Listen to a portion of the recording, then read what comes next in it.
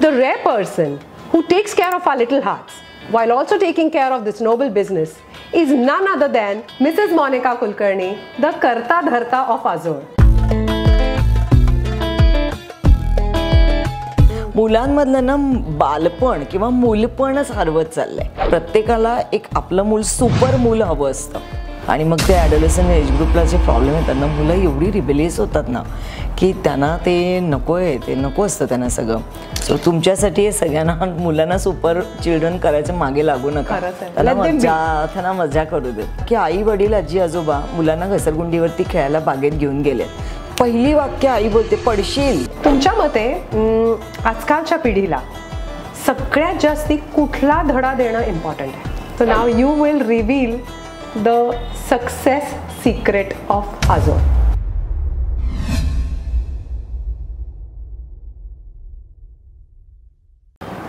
आजची गोष्ट आहे तुमच्या माझ्यासारख्या प्रत्येक वर्किंग मदरची, जिला स्वतःच्या करिअरमध्ये उंच उडायचं आहे तर खरं, पण ते करत असताना आलेलं मदरहूड सुद्धा एन्जॉय करायचं आहे, पण गिल्ट फ्री. आता ही दोन्ही टोकं एकत्र आणणं, ते सुद्धा स्ट्रेस फ्री, सगळा जोकच वाटतो नाही का?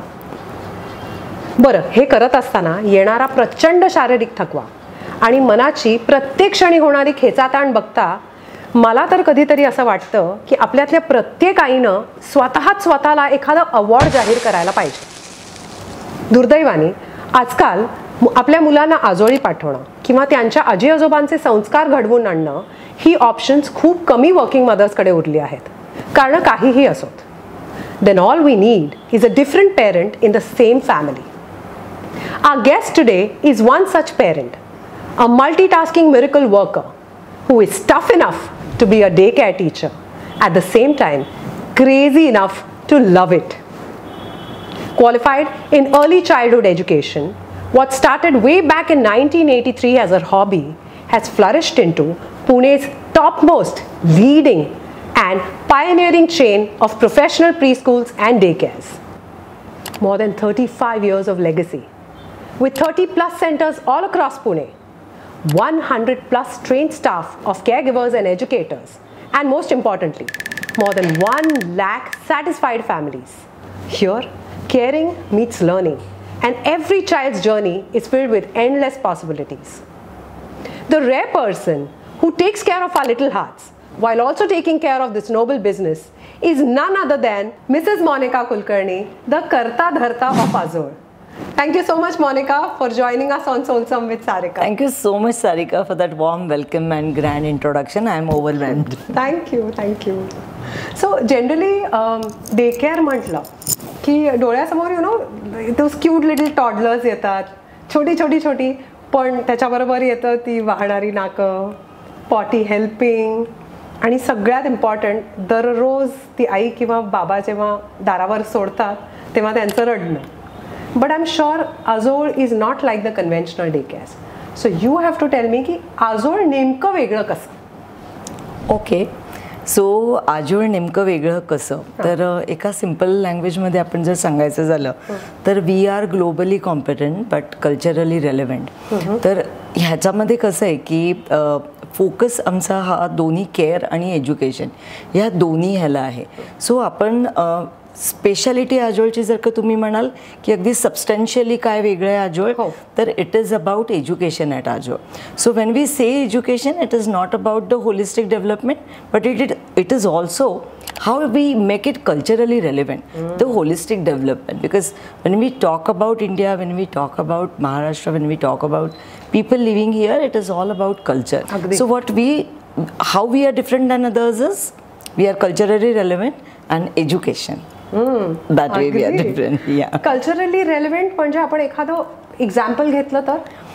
येस, सो एक्झाम्पल म्हणजे कसं असतं की normally when you talk about holistic development किंवा the main objective of any education at early childhood education level is holistic development of a child. So normally what happens is only those domains are, I mean, whatever available in the market, I mean, you get, I mean, for curriculum, advertisement sake. So you copy same to same from, I mean, whatever is practiced at different countries. So it has been implemented that way. But since we have our own learn care approach where we make that holistic development culturally, I'll just give you one example. Correct. If you see, like most of the daycare, they believe in giving table and chair to children. Oh. What is our culture? We have to sit down. So our culture is sitting down and having it. So how it is, I mean, how it is useful for a child. So if we are talking about 2-year-old child, if you're talking about 3-year-old child, you're making him sit on a chair at this age. So we make the child sit on the floor, right, and have it. So basically it helps physical development and the culture. So this is very small example. No, but it's a very relevant example. Karan, how many people, rather which household is left where there is no dining table and chair ata? So I would say at least at Azure they would sit down and eat and understand ki he aple purvas karat hote. Yes. So this is the actual way of doing it. Yes. So I would give 100 marks to Azure for that. It is, I mean, it is also when we say about, you know, the children are too small at this age. If you make them sit on chair, then there are definitely going to be, I mean, negative impact on their entire vertebral column, scientifically also. Correct. So everyone celebrates festivals, but I mean, we are the ones who actually, this year we had, I mean, we took children to different states. So entire month was, you know, that state, and then we celebrated all, I mean, all cultures. All cultures. So one of that was your West Bengal, where we had entire 15 days of that theme, and the end of that was Durga Puja together with the parents. So these are direct ways of, I mean, introducing cultures.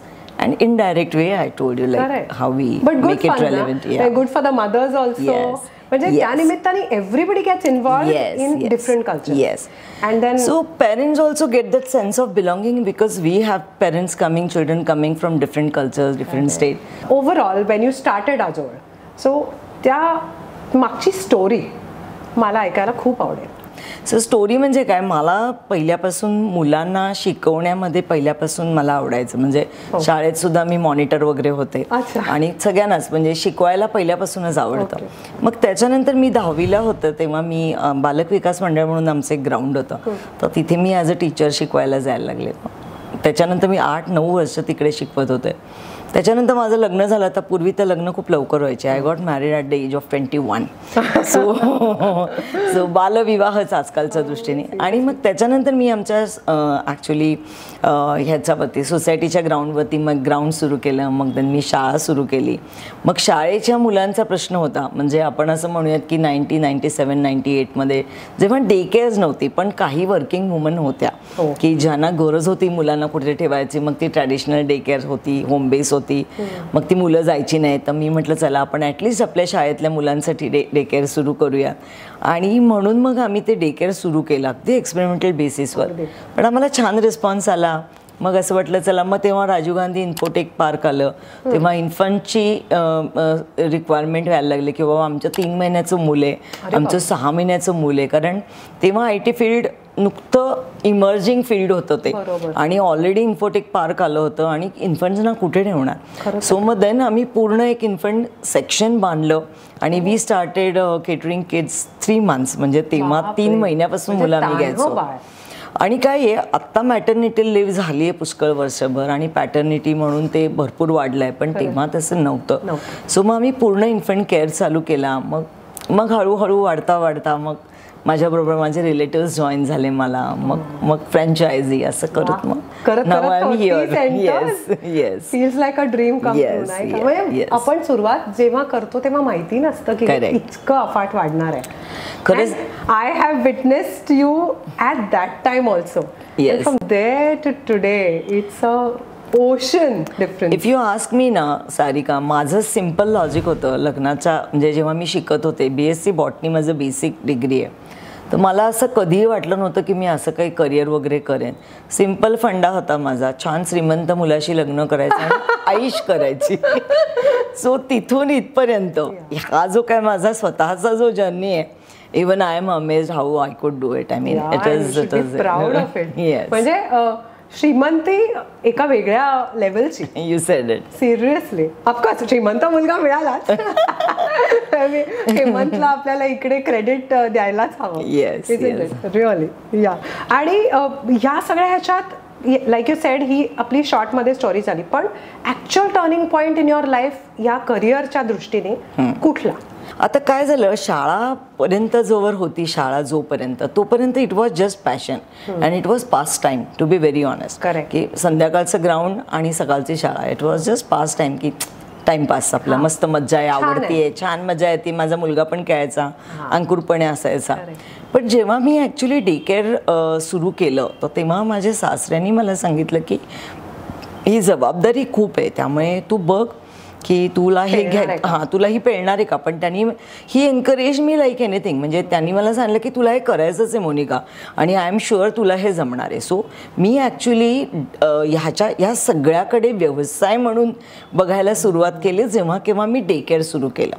तर तेव्हा माझे mentor होते माझे सासरे, तर ते मला म्हणले की तू आता त्याच्याकडे व्यवसाय म्हणून बघ मोनिका.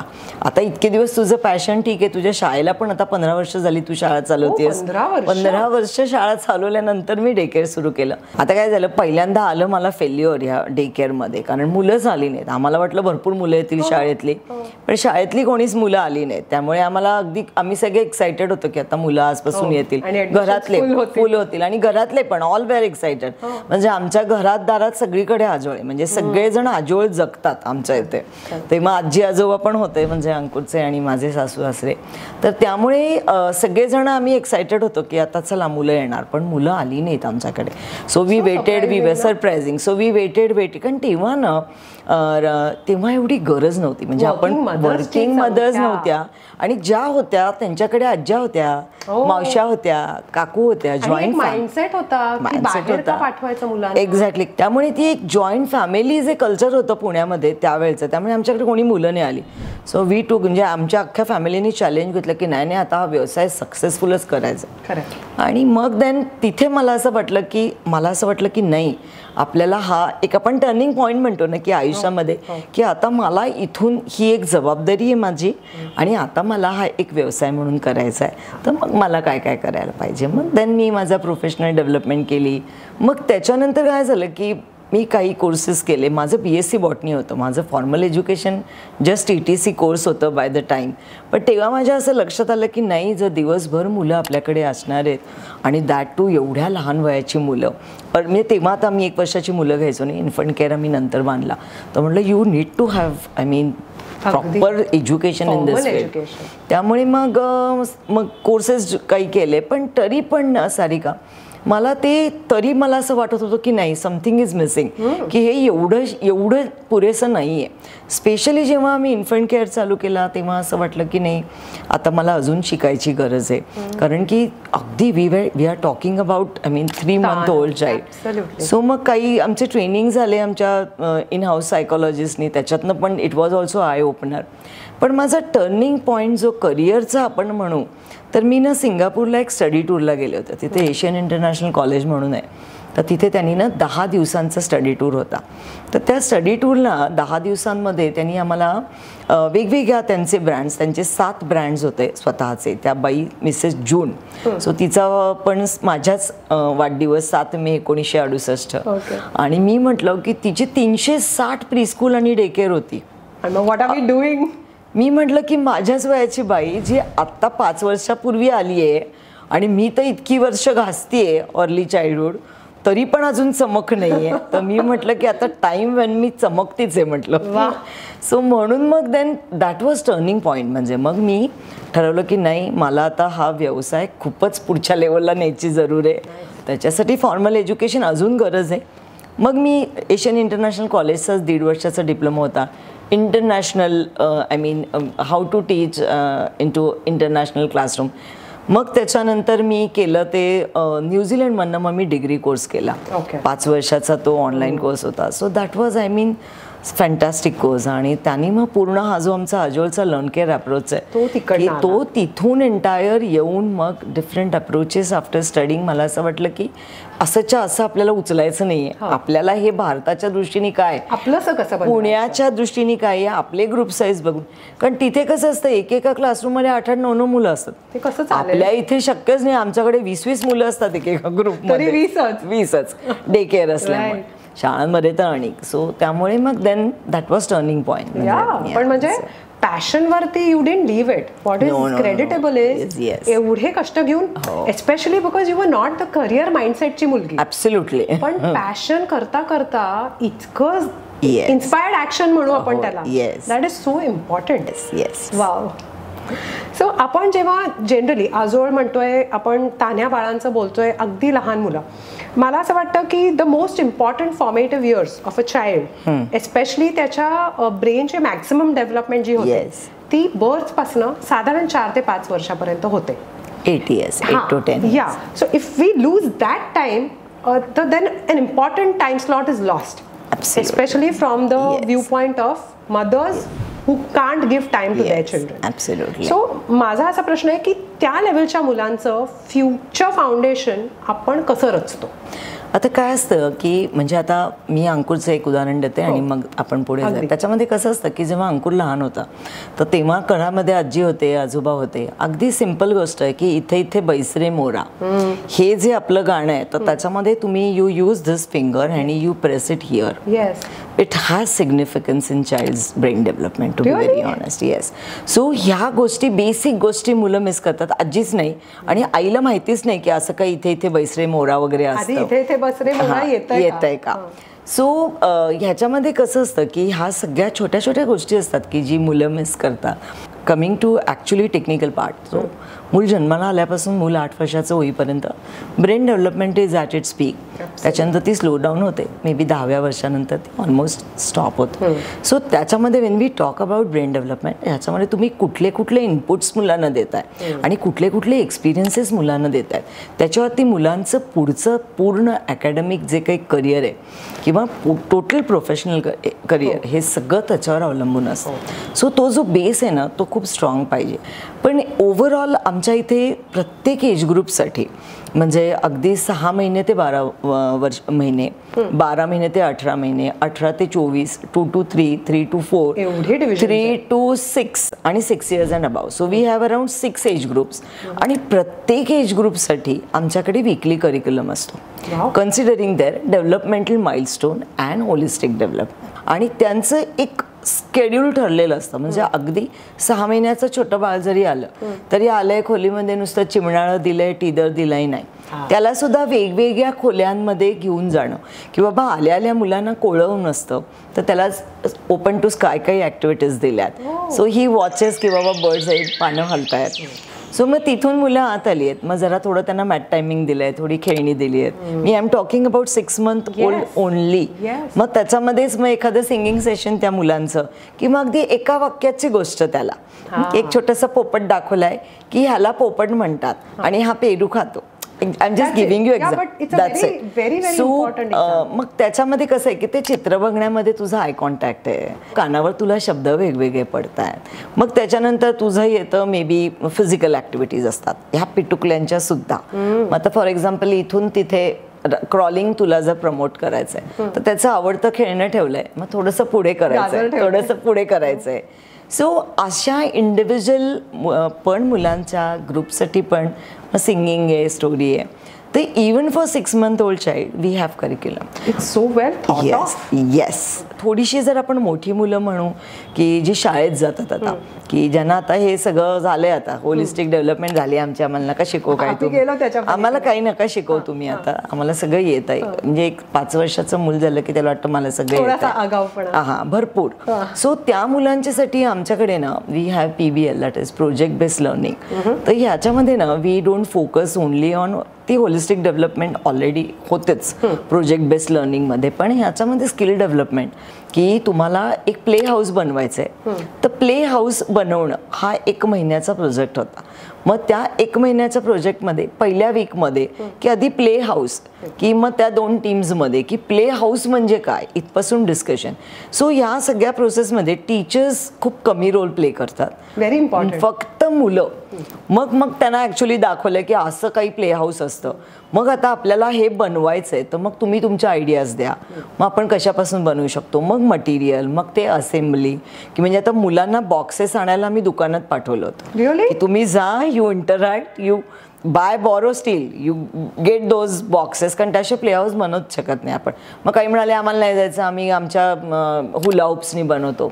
सी ह्याच्यामध्ये how you make it is not important, get it. So ह्याचा एक सिम्पल मेकिंग प्ले हाऊस, ह्याच्यामध्ये कम्युनिकेशन आहे, interaction with the other society members आहे, कॉन्फिडन्स बिल्डिंग आला, ब्रेन स्टॉर्मिंग आलं, त्याच्यानंतर प्रॉब्लेम सॉल्विंग आलं. हे सगळ्यांनी प्ले हाऊसेस केले आणि तो आमचा पहिला प्रोजेक्ट होता म्हणून मी व्हिजिट केल्या त्या.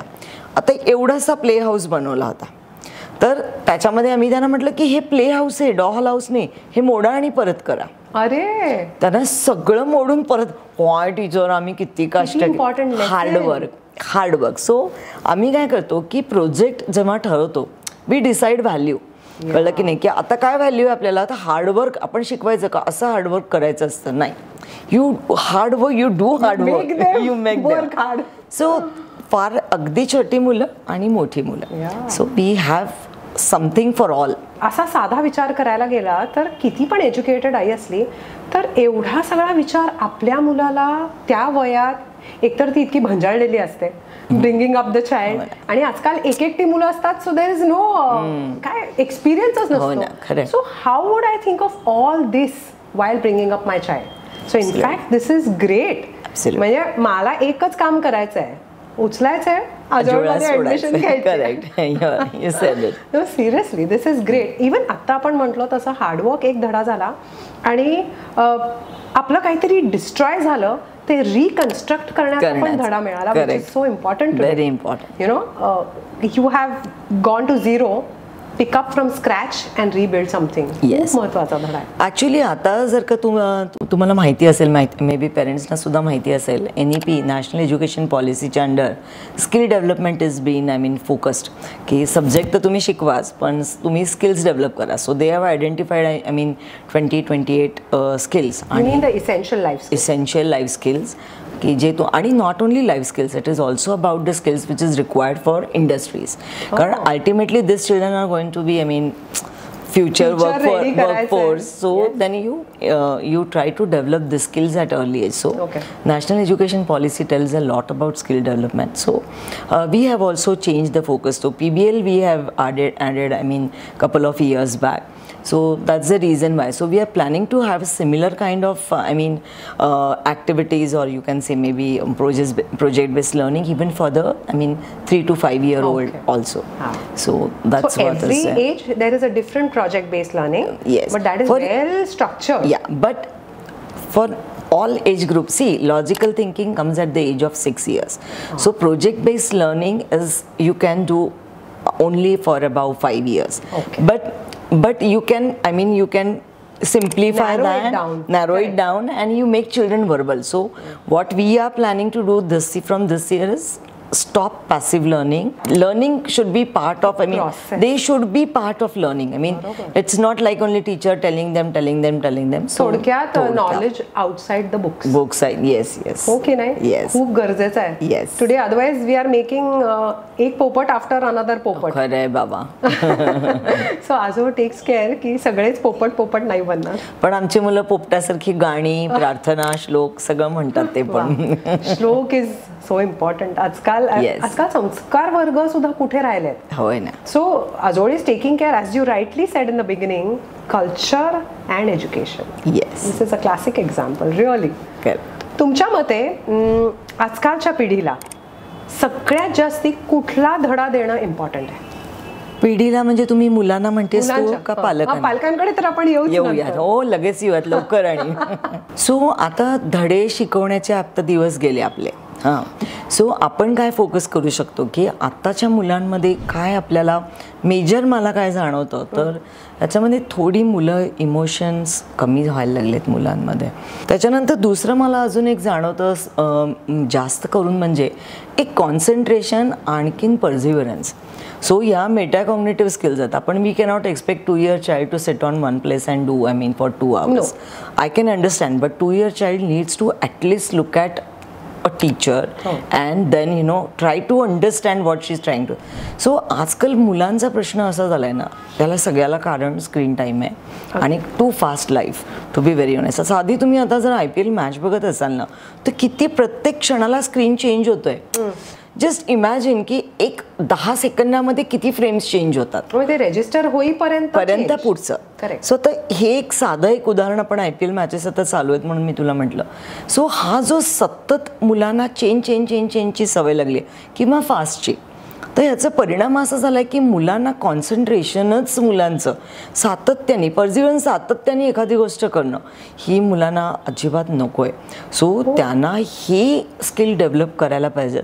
आणि सेकंडली काय माहिती आहे का की मुलांना ना आजकाल खरं सांगते मी तुला, खरंच वाईट वाटतं मला, मुलांमधलं ना बालपण किंवा मूलपणच हरवत चाललंय. म्हणजे ते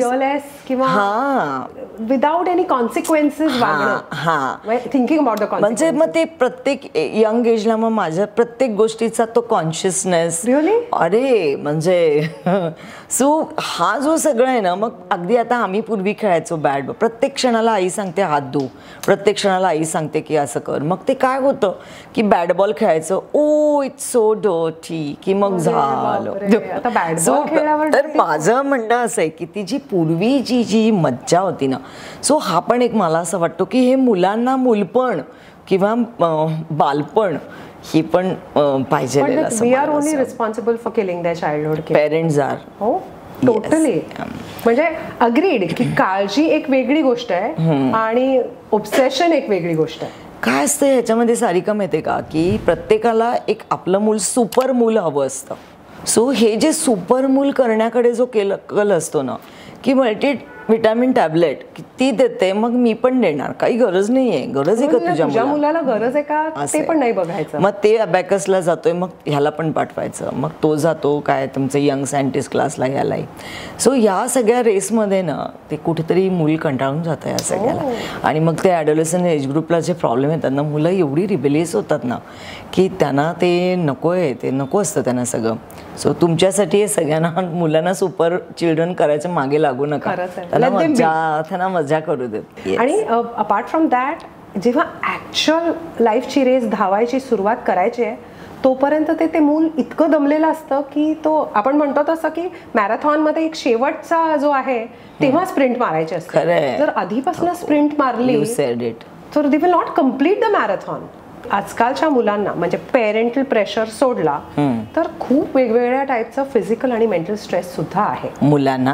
फॉर एक्झाम्पल सांगते मी की अगदी टॉडलर्स आपण शाळेत जाताना बघतो कधीतरी त्यांची बॅग त्यांच्यापेक्षा हेवी असते. थोडीशी मोठी झाल्यानंतर आपण बघतो की I didn't know this term existed but now I have children in my family. So कळतं की they are subject to a lot of bullying. थोडंसं अजून मोठं झालं की रॅगिंग आणि मग शेवटच्या ह्याला सुइसाइडल टेंडन्सीज. सो ह्या सगळ्या मागचा माझा हेतू असा विचारण्याचा की मूल टॅलेंटेड असणं, नॉलेजेबल असणं अग्रीड, बट इमोशनली स्ट्रॉंग नसलं, रेझिलियंट नसलं आणि आयुष्याचा एखादा मोठा फटका बसला तर ते नॉलेज आणि टॅलेंट काहीच कामाचं राहत नाही. You agree? ॲब्सोल्युटली. त्याच्यासाठी आपण इमोशनल हेल्थवर काय करतो? सो ह्याच्यासाठी ना आपण जेव्हा होलिस्टिक डेव्हलपमेंट म्हणतो तेव्हा नॉर्मली पालकांना cognitive development, physical development, social, emotional हे डेव्हलपमेंट माहिती असतात. पण एक अतिशय इम्पॉर्टंट डेव्हलपमेंट असते that is self development. Okay, so self development म्हणजे काय, त्याचे पण स्टेजेस असतात.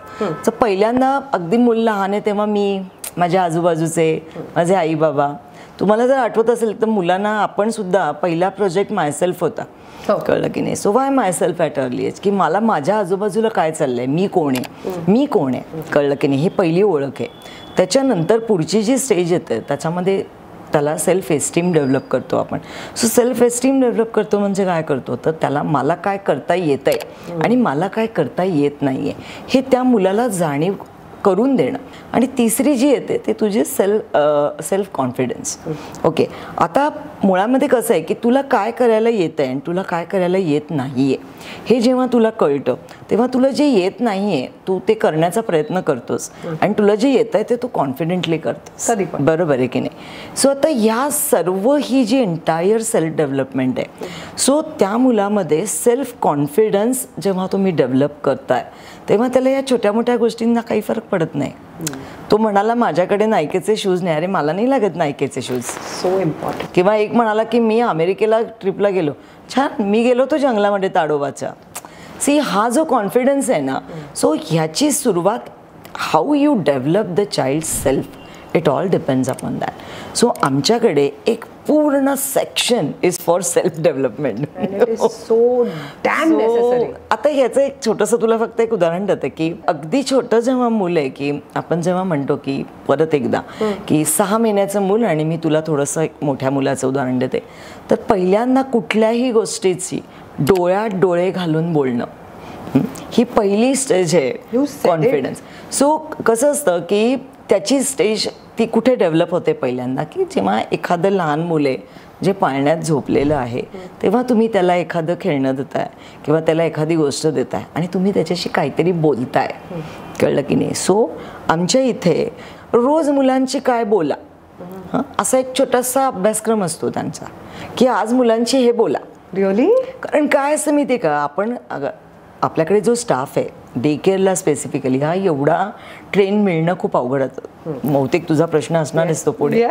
तर त्यामुळे ह्यांना ना प्रत्येक गोष्ट तुम्हाला सांगावी लागते की हे तुम्ही बोला. आता ह्याच्या पुढची जी स्टेज आहे की आता एक साधारणपणे 2-2.5 वर्षाचं मूल बघूयात, की मूल घसरगुंडीवर चढत असतं आणि घसरगुंडीवरनं घसरत असतं. तुम्ही इमॅजिन करा की आई वडील आजी आजोबा मुलांना घसरगुंडीवरती खेळायला बागेत घेऊन गेले. पहिली वाक्य आई बोलते, पडशील. बरोबर आहे ना. सो जेव्हा ते मूल आता 2-2.5 वर्षाचं झालंय, मोकळं होतंय, जेव्हा त्याला बघायचंय की मला काय येते आणि मला काय नाही, त्या क्षणाला पहिल्यांदा तू काय सांगतेस की तू पडशील. सो हे किती निगेटिव्ह आहे, ते केवढं निगेटिव्ह आहे.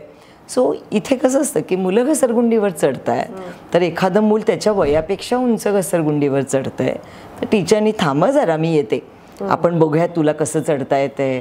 मग तू आता हे प्रत्येक ठिकाणी 100% असं होईलच असं नाही, but we can sensitise staff for all this. मी असं कुठेही क्लेम करत नाही की हे होतंच प्रत्येक ठिकाणी, पण हा प्रयत्न होतं हेच खूप आहे. मी म्हणते that too in day care. ठीक आहे. सो मग तू थांब जरा, दोन्ही साईडला धरायचं, मग एक पाऊल टाक वर. मग आता तुला मज्जा वाटते का, भीती वाटत नाहीये ना? नाही वाटत आहे, ये तू काय काळजी करू नको, मी धरते तुला, अर्धाच ये मग घसरू.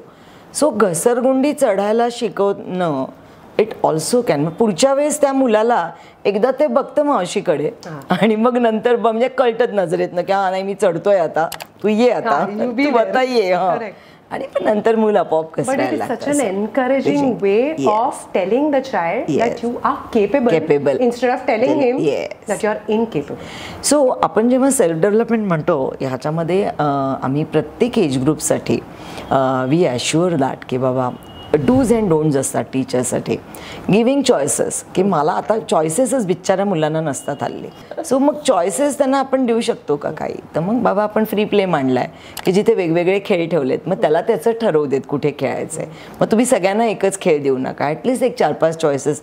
से दिस ऑल इज चॅलेंजिंग जेव्हा आपण डे केअर म्हणतोय, कारण की आपल्याकडे ग्रुप साईज आहे, आपल्याकडे स्टाफचा म्हणजे रेशो तरी वी मेंटेन फॅन्टॅस्टिक रेशो, कारण ते आपल्या हातात असतं. पण ज्या बॅकग्राऊंडमधनं स्टाफ येतो, आपल्याकडे चांगले टीचर्स ट्रेनिंग कोर्सेस अवेलेबल नाही आहेत. आपण अजून जुन्याच मारिया मॉन्टेसरीच्या फिलॉसॉफीमध्ये अजून अडकलो आहे. These children obviously become emotionally stronger because you have टॉट देम की हे नाही जमत आहे तुला तरीही बिघडत नाहीये, आणि हे जमलं तुला तरीही खूप हवेत जाऊ नकोस. Self confidence is something which is the most important to deal with any situation in your life, any situation. That is what I think. That is the only accessory which you should take while leaving your house. Correct. Okay, नाही? Yes. पण ती शिकवून नाही होणार आहे. Yes. ती आत्मसात करून लहानपणापासून, which is why I said most crucial years of their life, if they are in the right hands, yes, I think half the mother's job is done. Mother's job म्हणजे it could be the father's job also, त्यांनी घ्यायचा ठरवला तर. But या it is very नाही, पण आजकालचे father घेतात. मी तुमच्या बाजूने आहे. Good good. So that's a good change to know. Seriously parental leave मध्ये पॅटर्नल लिव्ह ऐकलं तेव्हाच हसू आलं मला की हे काय करणार आहेत. नाही नाही, खूप करतात. अरे बापरे, खूपच गोड. एक्झाम्पल, आता आमच्याकडे एक प्रत्येक महिन्याला आमच्याकडे एक काहीतरी इव्हेंट असतो पालकांच्या बरोबर. तर आम्ही आता ठेवला होता फादर्स डे ठेवला होता, पेरेंट्स डे ठेवला होता, की जेव्हा अपेक्षित होतं की आई वडील मूल असं सगळ्यांनी यायचं आणि मस्त 1 तास मज्जा करायची. रिस्पेक्टिव्ह सेंटरला आम्ही ते सगळं इव्हेंट डॉक्युमेंट देऊन प्लॅनिंग सगळं, तुम्ही काय काय करा, काय गेम्स घ्या. मला एवढी मजा आली, तुला सांगते मी, म्हणजे सारिका, आई वडील आणि मूल सगळ्यांनी एकसारखे कपडे घातले होते, चेक्सचे, ट्विनिंग. 1 महिना आधी सांगितलं होतं, सगळ्यांनी कपडे स्टिच केले. म्हणजे आई मी समजू शकते, पण वडील पण तो चौकडीचा शर्ट, कळलं, इन्व्हॉल्वमेंट. हा, ते म्हणजे थोडे वर्ष काय आपण फास्ट फॉरवर्डच्या ऐवजी रिव्हर्स गेलो तर बाबांना विचारलं कोणी पाहुण्यांनी येऊन की which standard is your daughter in. नाही, की ते आपल्यालाच विचारायचे. नाही, तो जमाना फार पूर्वी गेलाय. आजकाल एवढे फादर इंटरेस्ट घेतात ना मुलांच्या अपब्रिंगिंग मध्ये, डे टू डे सुद्धा. म्हणजे मी तुला एक छोटं गोड उदाहरण सांगते की आमच्या इथे, मी नवी पेठेमध्येच मजल्या 2nd फ्लोअरला मी राहते, तर मी बघते ना 1-2 पालक आहेत, त्यातले एक विशेष व्यवस्थित आहेत. ते येतात ना तर ते सोडतात ना तेव्हा खिशातनं कंगवा काढतात, तिचे भांग पाडतात, परत फ्रॉक सरळ करतात, रुमालानी नाक पुसतात आणि मग तिला सोडतात. सो खूप इन्व्हॉल्वमेंट आहे फादर पेरेंट्सची सुद्धा मुलांच्या अपब्रिंगिंग मध्ये. ते डू टेक इंटरेस्ट. तो जमाना गेलाय. आणि then I would say the plus point, the plus side to this is की ती मुलं having a male in their life which is equally involved as the female, पुढे जाऊन खूप गोष्टी सुसह्य होतात, सुरळीत होतात. बरोबर. आणि life just become so much better. त्याला पण गव्हर्नमेंट ऑफ इंडियाला थँक्स दिलं पाहिजे, कारण त्यांनी पॅटर्नल लीव्ह दिली. काय होतं, पॅटर्नल लीव्हमुळे ना तिथपासून ती इन्व्हॉल्वमेंट सुरू होते मुलांची. कसं होतं की तुम्ही नाहीच संपर्कात आला तर तुम्हाला काय वाटणार आहे, आणि कुठे बॉन्ड होणार. So we should thank government of India also for that. We should. चला त्यानिमित्ताने जरा पाठ थोपवूयात आपण. आणि ती पण कधी नव्हे ती. येस. सो आता अलीकडे वर्किंग मदर्स जसं आपण म्हटलो तसं आधी तेवढ्या नव्हत्या, पण आता खूप वाढल्या आहेत. ऑफकोर्स इट्स अ नेसेसिटी नाव. आणि at the same time nuclear families पण खूप वाढत चालल्या आहेत. आता 35 वर्ष तुमच्या हाताखालनं कितीतरी मुलं गेली असतील.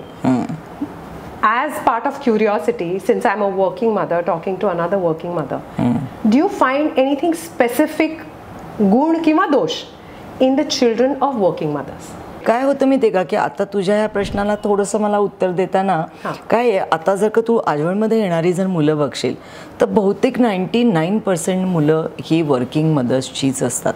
त्यामुळे अशी कंपॅरिझन नाही मला करता येणार, पण मी तुला जनरल असं बघू शकतं की रिलेटिव्सची मुलं आणि आजवळमध्ये येणारी मुलं, हा जर आपण एक बघितला तर काय होतं की ह्या मुलांना ना बऱ्यापैकी डिसिप्लिन असतो.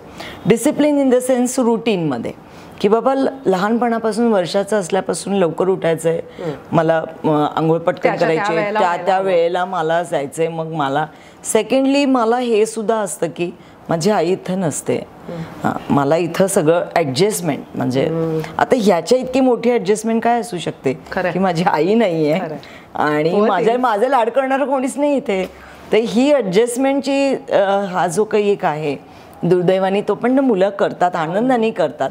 आणि आजोळमध्ये असल्यामुळे मुलं मजेत असतात. त्यामुळे मी आया नाही ह्याच्यात तुमच्याही डोळ्यात पाणी आलं का माहितीये का, कारण तो गिल्ट अजूनही वाटतो. आपण it's a great thing to say that I'm a working mother, but every day when you leave that child at the gate or when you're working and you know that मूल पडलंय घरी and I can't do anything about it, that guilt kills you. So मला असं आहे की you have to deal with that guilt of the working mother also at times. Yes. So तुझं पहिलं जे प्रश्न होतं की काय मला त्या मुलांमध्ये गुणदोष जाणवतात, तर त्याच्यामध्ये ना मला ही मुलं टू बी ऑनेस्ट डे केअरमध्ये तरी खूप वेल डिसिप्लिन्ड असतात. सेकंडली ॲडजस्टमेंटची त्यांना सवय असते. ह्याच्यामध्ये शेअरिंग वगैरे ह्या गोष्टी तर मुलं नक्कीच नॉर्मल ह्याच्यापेक्षा शिकतात. आणि मुळामध्येच की एवढे म्हणजे I am very proud to say की आजोळमध्ये येणारी मुलं आणि जर तुम्ही बाकीची मुलं तुम्ही जर का कम्पेअर कराल ना तर पालकच येऊन सांगतात अहो कायच्या काय डिफरन्स आहे मॅडम, कायच्या काय डिफरन्स आहे. म्हणजे सो एक दोष मला असा जाणवतो की अगदी सुतासारखं सरळ शहाणं असणारं मूल आई दारात दिसल्यावरती जे आडवं पडतं, धिंगाणे घालायला सुरुवात करतं, रडायला. हो, पण मला असं वाटतं की ह्याच्यामध्ये ना जो तुमचा जो गिल्ट फॅक्टर तू म्हटलेस ना, सो ह्याच्यामध्ये कसं असतं की पेरेंट्ससाठी मी सगळ्या पालकांना सांगते आणि तुम्हाला पण सगळ्यांना सांगते की ना गिल्ट नाही बाळगायचा. की आपण जेव्हा मुलांना डे केअरमध्ये पाठवतोय तर गिल्ट का नाही बाळगायचा. तर तुम्ही जर का बघाल तर आपलं ऑलमोस्ट 45% एवढं जे काही तुमची कमाई आहे ते एज्युकेशनमध्ये जाणारे मुलांच्या, जर त्या मुलांना आपल्याला पर्यंत कुठे कुठे पोचवायचं आहे हार्वर्ड ऑक्सफर्डला. त्याच्यानंतर दुसरं so you work for your child. आणि 21वे शतक आहे, इथे आई नसते, कळलं की नाही. सो तुम्हीच एकट्या नाही आहेत, त्यामुळे त्याची काळजी करू नका. दुसरं so you work for your child. Secondly you work for your parents. तुमच्या आईवडिलांनी एवढं छान तुम्हाला शिकवलं आहे, रात्री 12-12वीला सुद्धा गरम चहा आणून दिला आहे, तर त्या आईवडिलांसाठी तुम्ही काम केलं नाही तरच ते तुम्ही त्यांना काहीतरी मदत करणार आहात त्यांच्या म्हातारपणी. So you work for your parent. Third you work for your self.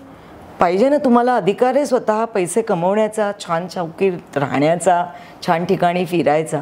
So you work for your self.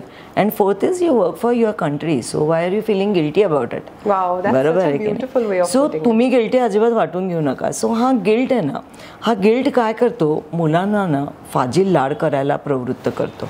की आता मी दिवसभर नाही आहे ना तर मग मी आता ते मूल म्हणेल त्याच्यावर मी डान्स करणार. अगदी. आणि मग कसं असतं की ती जी वेळ दिलेली नसते ना मुलांना दिवसभराची, ते इन्स्टेड ऑफ क्वालिटी टाईम घरी गेल्यानंतर मग मटेरियलिस्टिक गोष्टी, मग मी तुला लेस घेऊन देते, मी तुला फलाना घेऊन देते, मग मुलांना ते नको असतं. मुलांना आईचा सहवास हवा असतो. सो तुम्ही आयडियली काय करू शकता घरी, तर बाबा घरी गेल्यानंतर सगळं एकत्र करायचं. मग किंवा एखाद दिवस तुम्ही कशा ऑफिसला जाता तसं मुली ऑफिसला जातात आजोळा, म्हणजे बरोबर आहे ना, सगळं पाठोपाठ विचार करतात, ते त्याचं ऑफिस आहे. आणि घरी गेल्यानंतर मुलाचं वेगळं रुटीन आणि माझं वेगळं रुटीन नाही, सगळ्यांचं एकच रुटीन पाहिजे. किंवा त्याला खायला घराघरा घालायचं, त्याला झोपवायचं आणि मग आपण टीव्ही बघत बसायचं छान जेवायचं together. So whatever time you have with your children you have to utilise it in the best possible. So don't feel guilty about it. मस्त मज्जेत असतात मुलं, नॉट ओनली नाजोळ, सगळ्याच कुठल्याही पाळणाघरात तुम्ही टाका, छान मजेमध्ये असतात ते. कळलं की आई समोर आली की आई. हा, त्यामुळे अजिबात काही गिल्टी बिल्टी वाटून घेऊ नका, मज्जेत असतात मुलं एकदम. That is so nice to know. म्हणजे बिकॉज हा guilt factor I am sure प्रत्येक आईला ते काय असतं, सोडताना 1-2-4 मिनिटं ती रडतात, नंतर मागे वळून पण बघत नाही, म्हणजे वेगळी रडत असते. हा, पण उलट्या बाजूनी बघायला गेलं तर even non working mothers, the home makers, त्यांनी सुद्धा, कारण आजकाल सिंगल चाइल्ड सिंड्रोम झाला आहे for what ever reasons. Single children is the trend, किंवा त्याच्याही पुढे जाऊन नो चाइल्ड. सो सिंगल चिल्ड्रनच्या दृष्टीने even if they R at home तरी थोडे तास पाळणाघर किंवा डे केअरमध्ये पाठवण्याच्या मागे मगाशी आपण म्हटलं तसं शेअरिंग आणि केअरिंग नाही तर कुठे शिकणार काय. हो ना, बरोबर आहे, अगदी बरोबर. आणि त्यात जर आजी आजोबा असतील तर किती पॅम्परिंग होणार आहे त्या मुलाचं. म्हणजे who will tell the child that this is not the way it works. Correct. So I feel ki even non-working mothers should make sure that a few hours the child is. Yes, आम्ही ना ह्याच्यावरती खूप extensively काम केलं. म्हणजे post Covid specially काय झालं की आम्हाला हा प्रोग्राम लॉन्च करायचा होता. एक 1.5-2 वर्षाचं मूल आहे की जर आई वर्किंग नाही आहे तर एक 1.5-2 वर्षाच्या मुलाला डे केअरला पाठवायला पाहिजे मिनिमम 2 ते 3 तास. सो याच्यासाठी आम्ही आमचा तो टॉडलर ॲक्टिव्हिटी क्लब प्रोग्राम आम्ही लॉन्च केला होता आणि आम्ही त्याला खूप प्रमोट केलं ते सोशल मीडियावरती पण इन जनरल सगळ्याच आमच्या प्लॅटफॉर्मवरती. कारण ह्याच कारणासाठी की ह्या वयाच्या मुलांना ना एक तो डिसिप्लिन, एक डेली स्केड्यूलचं एक फिक्स स्केड्यूल पाहिजे, प्लस त्यांना जे काही एक स्कूल प्रिपेअर्डनेस ह्या दृष्टीने काही त्यांना शिकायला पाहिजे किंवा एक होलिस्टिक डेव्हलपमेंट. सो एक टोटल एक दिवसभरामध्ये किमान 2 ते 3 तास तरी एक लर्निंग एन्व्हायरमेंटमध्ये मुलांनी जावं. करेक्ट. ह्या मताची मी आहे. म्हणजे आई वर्किंग असू दे, आई वर्किंग नसू दे, आई वर्किंग जरी नसेल ना तरी ती बिचारी वर्किंगच असते. अगदी. सकाळी रादर ती जास्त वर्किंग असते कारण ती नॉन वर्किंग असते आणि एव्हरीवन एक्सपेक्ट्स की बाबा तिने करावं. तू काय घरीच. आणि मग ते 2-3 तासासाठी तिलाही तो मोकळा वेळ मिळतो आणि मग पूर्ण वेळ मूल घरामध्ये की ते तिच्या अंगावर तिला अगदी पार पिडून काढतं. मग तिला असं वाटतं नको मला तू जा. मग ती आजी, मग आजीला पिडून काढतं, आजी म्हणते नको मला. सो मग शेवटी वडील येतात, वडील म्हणतात आता मी दमून आलोय, आता नको मला. आता मग मुलाला असं वाटतंय की मी कोणालाच नको आहे. So it has very negative impact on his development. So it is not right. त्यापेक्षा 2-3 तास पाठवा, आई फ्रेश होते, मैत्रिणींना भेटते, कुठे हॉटेलला जा, किटी पार्टी कर, स्वतःचं ग्रूमिंग बघ, काही मग ती आई, मग आजी पण अरे छान झोपला होतास ना, आता चल मी तुला बागेत घेऊन जाते. मग बाबा येतात. पण हे इथे खूप इम्पॉर्टंट आहे टू मेन्शन स्पेसिफिकली की हे काही तासांसाठी आहे. काही तासांसाठी म्हणजे उलट पण खूप जाणवत आहे. You see the generation of mothers आधी अँड ते एक टोक होतं. आताची जनरेशन इज लाईक मुलांना सोडलंय, किती तास सोडलंय, गरज आहे का सोडायची आणि कुठल्या कॉस्टवर सोडतोय. ही उलटी बाजू सुद्धा आजकाल. I am not here to blame any generation. Yes yes, I am not the one to do that. पण उलटी बाजू पण बघायला मिळते. पण मी एक सांगू का सारिका तुला, ह्याच्यामध्ये ना तू जे म्हणतेस की उगीच डे केअरला सोडलंय असं मला तरी काही जाणवत नाही की बाबा मला माझा टाइमपास करायचा आहे. सो एक 2-3 तासासाठी आता आम्ही जो हा टॉडलर ॲक्टिव्हिटी क्लब जो चालू केला, तर मला तुला सांगायला अतिशय आनंद वाटतोय की आमच्याकडे येणारी 30% मुलं ही या ॲक्टिव्हिटी क्लबला एनरोल्ड आहेत. कारण की एज्युकेशन पार्ट एवढा फॅन्टॅस्टिक आहे आजवळमध्ये की पीपल आर ऑप्टिंग दिस, म्हणजे they are opting this over pre school. ते म्हणतात नको आहे मला प्री स्कूल, ते अल्फाबेट नका शिकू टीचर, नको शाळेत, डे केअरला येऊ देत, मुलांना मस्त मज्जा करतायत मुलं.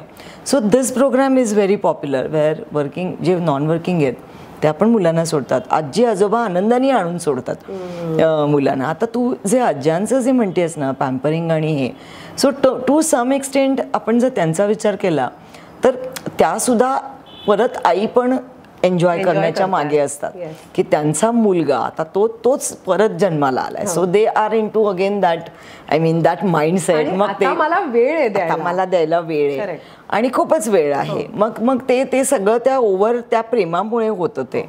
पण आजकालच्या जर का तू आज्या म्हणशील तर आज्या माझ्या जनरेशनच्या, म्हणजे मी आता आय एम 56. सो माझ्या जनरेशनच्या आज्या ह्या टिपिकल आज्या नाहीत. त्या टिपिकल सुना पण नाही, सासवा पण नाहीत आणि त्या टिपिकल सुना तर कधीच नव्हत्या. सो प्रश्न असा आहे की आज्यांचा, आजोबांचा म्हणजे हा माइंडसेट पण बदलला आहे आता की बाबा कशाला पाठवतेस पाळणाघरामध्ये, मग तिथे मारतातच, काही असतात असे. म्हणजे मग ज्याच्यामध्ये आम्हाला ती सोडवायला लागतात भांडणं. आजी आजोबांना पाठवायचं नसतं, आईलाच पाठवायचं असतं.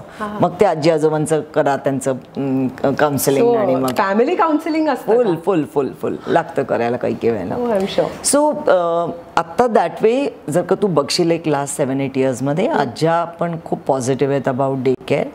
आणि कारण त्यांना सुद्धा ते समजतोय फरक. कारण की आता माझ्याकडे एक उदाहरण होतं की त्या म्हणत होत्या की मी नाही पाठवणार. मी स्वतः सायंटिस्ट आहे, त्या स्वतः सायंटिस्ट होत्या, NCL रिटायर झाल्या होत्या. त्या म्हणाले मला काही गरज नाही पाळणाघरात वगैरे पाठवायची, मुलीला पाठवायचं होतं, म्हणजे सुनेला पाठवायचं होतं. दोघी जणी आल्या, तर त्यांनी सांगितलं मला नाही, मला पुष्कळ वेळ आहे आणि मी भरपूर शिकलेली आहे, तर मला नाही पाठवायचं बाबा. ते तुम्ही काय ते तिला सांगायचं ते सांगा, मला विचाराल तर मला नाही पाठवायचं आहे. 3 महिन्यांनी त्याच आल्या परत. त्या म्हणाल्या की मी प्रयत्न केला कारण की म्हणजे मी म्हणाले मी सायंटिस्ट आहे ना, तर मी काय केलं की स्पॉन्ज ॲब्झॉर्ब वॉटर 3 दिवसानंतर त्यांनी फेकलं माझ्या तोंडावर स्पॉन्ज. सो असे मजेदार अनुभव पण येतात आपल्याला. सो जनरेशन जर तू म्हणशील तर पॉझिटिव्ह चेंज आहे. That is good to know, very good to know. Right. आपण आता स्कूल प्रिपेअर्डनेस बद्दल बोललो आणि ह्या सगळ्यांचा एकत्र म्हणजे पेरेंट्स, आजी आजोबा, डे स्कूल, प्री स्कूल, सगळ्या ॲक्टिव्हिटीज मिळून final target is preparing them for the admissions of these big schools. Okay. म्हणजे मोस्ट ऑफ द पेरेंट्सचं असं असतं की त्या वयात आम्हाला ह्या पर्टिक्युलर स्कूलच्या ॲडमिशनसाठी तयारी हवी आहे. Yes. सो त्या दृष्टीने आपल्याकडे काही एज्युकेशन करिक्युलम फॉलो होतो Yes. आणि आपण तशा ठळक स्टेप्स घेतो का? Yes, Swata Ajol also runs its own preschools. I mean, Correct. so we are operational at 17 plus places. So preschool rather is my first venture. Yeah. Correct. So I've been running preschool for last 35 years. So apart from that preschool, if we talk only about Ajol, so Ajol, if you say like, I mean, 2 to 3 years is 2 years is the age where actually children go to preschool. So parents are now opting Ajol over preschool. So I personally think, I mean, you cannot ignore this need of a child where his child is going to enter the formal education Yes. and is not ready.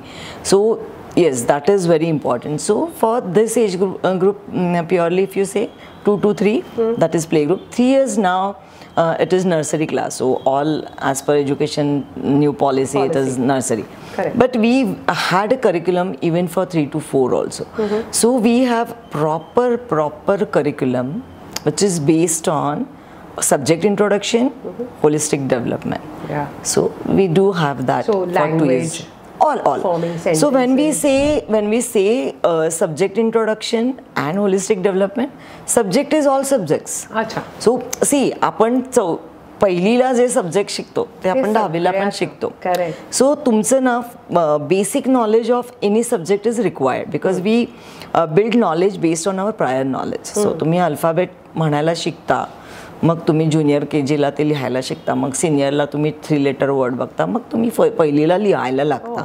आणि मग so the basic knowledge तुमचं काय होतं अल्फाबेटचं ते तुझं play group लेवलला होतं की तू रिसाईट करायला शिकलीस ABCDEFG वगैरे.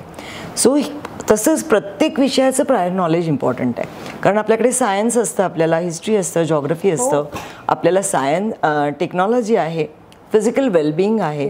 So there are 6-7 subjects which children are going to learn. So they are absolutely prepared for school. So we do, I mean, we introduce all these subjects even at the age of 2.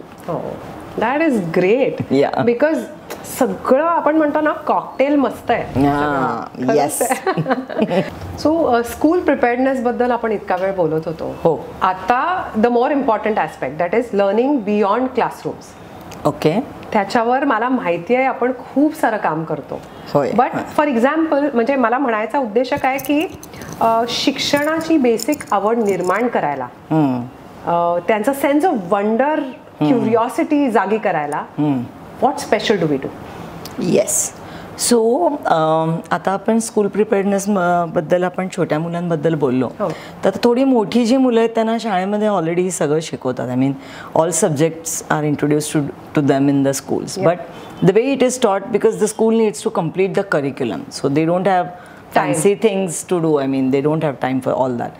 So then what I believe in is experiential learning. So children should experience it, and the learning of the subject should be, I mean, in the most enjoyable way. So for about 3 years we have a theme based learning where we take up a theme, and based on that theme we build entire curriculum through which we introduce different subjects to them.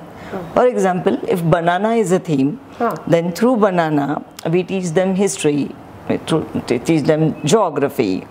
Then we teach them like banana plant science. Okay, segregation of bananas, green, yellow, then your mathematics. अरे बापरे. So n number of things. Okay, so banana don't put the peel somewhere else because it is social skill. Also nutritious. But the peeling off and peeling, throwing peel somewhere else. Correct. So you have to put it in a dustbin, otherwise people will slip on it. So social, I mean, so just एक banana can one teach banana, you so many things. So many subjects. So when you are introducing subjects, you also take care of how you teach it. So then through drama we introduce this. We don't teach social skills. We allow them to experience that. So we cannot allow them to slip on that. Correct. But we can sensitize them through dramas. So drama, stories, singing, then visits, maybe. So the cooking itself is, we can have another entire session on that. But I mean, this all is the subject introduction through very interesting teaching strategies, which I learned in Singapore for 1.5 year. Entire 1.5 year was what an for exposure that was. Yeah, absolutely. So we conduct residential camps at various places in Pune, where we actually allow children to experience nature. So again, there is a theme again, or maybe a value again. So for example, we have planned this Nagaon camp, residential camp, where we are going to take children for 3 days, and there the entire the theme is beach and fort. So Kulava Fort is there and beach is there. So दीड दिवस 2 project आहेत. एक beach आहे 1.5 दिवस आणि दुसरा जो आहे तो कुलाबा फोर्ट आहे. सो एक सिम्पल म्हणजे बीच वरती ऍक्च्युअली घेऊन जाणं. सो सेन्सरी वॉक, की डोळे बंद करा आणि पायावर मातीवर चाला, वास येतोय का, काय असतं मुलं फक्त सेन्सेस हेच वापरतात सध्या, व्हिज्युअल, बाकी काहीच नाहीये कारण सारखं हे टीव्ही. सो मग बाकी सेन्सेस सुद्धा, वास घ्या, समुद्राच्या लाटांचा आवाज घ्या. आणि दुसरं म्हणजे की बीच हा प्रोजेक्ट आहे. सो तुम्हाला बीचवरती काय पाहिजे आणि काय नकोय, मग काय म्हणजे कचरा, त्या पद्धतीने. सो कुलाबा फोर्ट जर का आहे तर मग आधी पहिल्यांदा फोर्ट कशासाठी बांधायचे, पूर्वी हिस्ट्री पूर्ण, की कसं बांधायचं ते, काय उपयोग करायचे फोर्टचा. आणि मग ॲक्च्युली तुम्ही आपल्याला कुलाबा फोर्ट तुम्ही तुमचा बांधा, आधी एक बेस बांधा, मग त्याच्यानंतर त्यांना कुलाबा फोर्टचे इमेजेस दाखवले, मग तुम्ही त्याच्यात ते एलिमेंट्स ॲड करा. मग त्याच्यानंतर तुम्ही असं बघा की कुलाबा फोर्टला व्हिजिट करा, तिथल्या लोकांशी, लोकल लोकांशी इंटरॅक्शन करा, अजून माहिती घ्या त्याच्याबद्दल. आल्यावरती परत त्या प्रोजेक्टमध्ये बदल करा. हे झालं आणि नंतर तुम्ही असं करा की 21st सेंचुरीमध्ये फोर्ट बांधायचा असेल तर काय काय एलिमेंट्स रिक्वायरमेंट कशी आहे. पहिली तर तुम्हाला मोबाईलची तुम्हाला टॉवरच लागेल ना पहिला. सो हे मेकिंग चिल्ड्रन अवेअर. आणि दिस इज ॲक्च्युली एक्सपिरियन्शियल लर्निंग. पन्हाळ्याला आम्ही नेलं होतं. मी ॲक्च्युली मशालीच्या उजेडामध्ये पन्हाळगड दाखवला होता मुलांना. म्हणजे तो फिलिंग येतं ना की कसे उतरले असतील पन्हाळगडावरनं शिवाजी महाराज. मला जस्ट अ सजेशन की हे असं काहीतरी पेरेंट्स साठी पण करायला हवं. म्हणजे we should have a ready made kit, की ह्या वर्षाचं मूल आहे, आजोळचं हे ब्रोशर उघडायचं, understand what it is, then bring up your child. Seriously म्हणजे आता मला इट विल बिकम्स, म्हणजे it will sell like hot cake. Actually, we are coming up with a project where Ajol for all. Now it is limited only for children. So we are planning to have this Ajol for all under that project. We are planning to have this residential camps for the grandmothers. We already conducted one. Plus, you also at that age understand when you mingle with yes, new friends. People. Yeah. So the theme of the name of that program is Maher. So we give them that experience. मग त्यांना ते ओवाळलं, दही दिलं हातावर, मग they were so happy. आणि ह्या वयाला नवीन मैत्रिणी त्यांच्या वयाच्या. So we are also planning to have camps for the families where we are going to take them on this Ajol experiences. You should make this viral on social media because this is necessity. Yeah, absolutely. आजकालच्या आईची, बाबांची, आजी आजोबांची. हो ना, खरं. 100%. दर शनिवार रविवार कुठे नेणार ना मुलांना, मॉल आणि मूवी पॉसिबल होत नाही. सो म्हणून असं प्लॅन आहे. सुद्धा तो शनिवार रविवार येईपर्यंत त्राण तर उरला पाहिजे. कधी कधी it's nice to have something. काही प्लॅन करायला नको.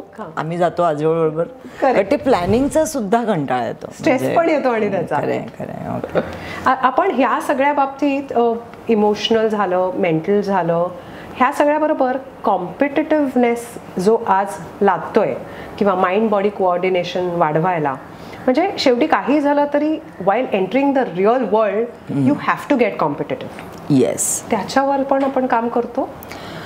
मला पर्सनली असं वाटतं की actually physical development if you say right, पण आत्ता ह्या एजला म्हणजे आपण आमच्याकडे येणारं लहानात लहान मूल हे 6 महिन्याचं आणि मोठ्यात मोठं मूल साधारण 10-11 वर्षाचं, म्हणजे यू कॅन से 4th-5वी पर्यंत.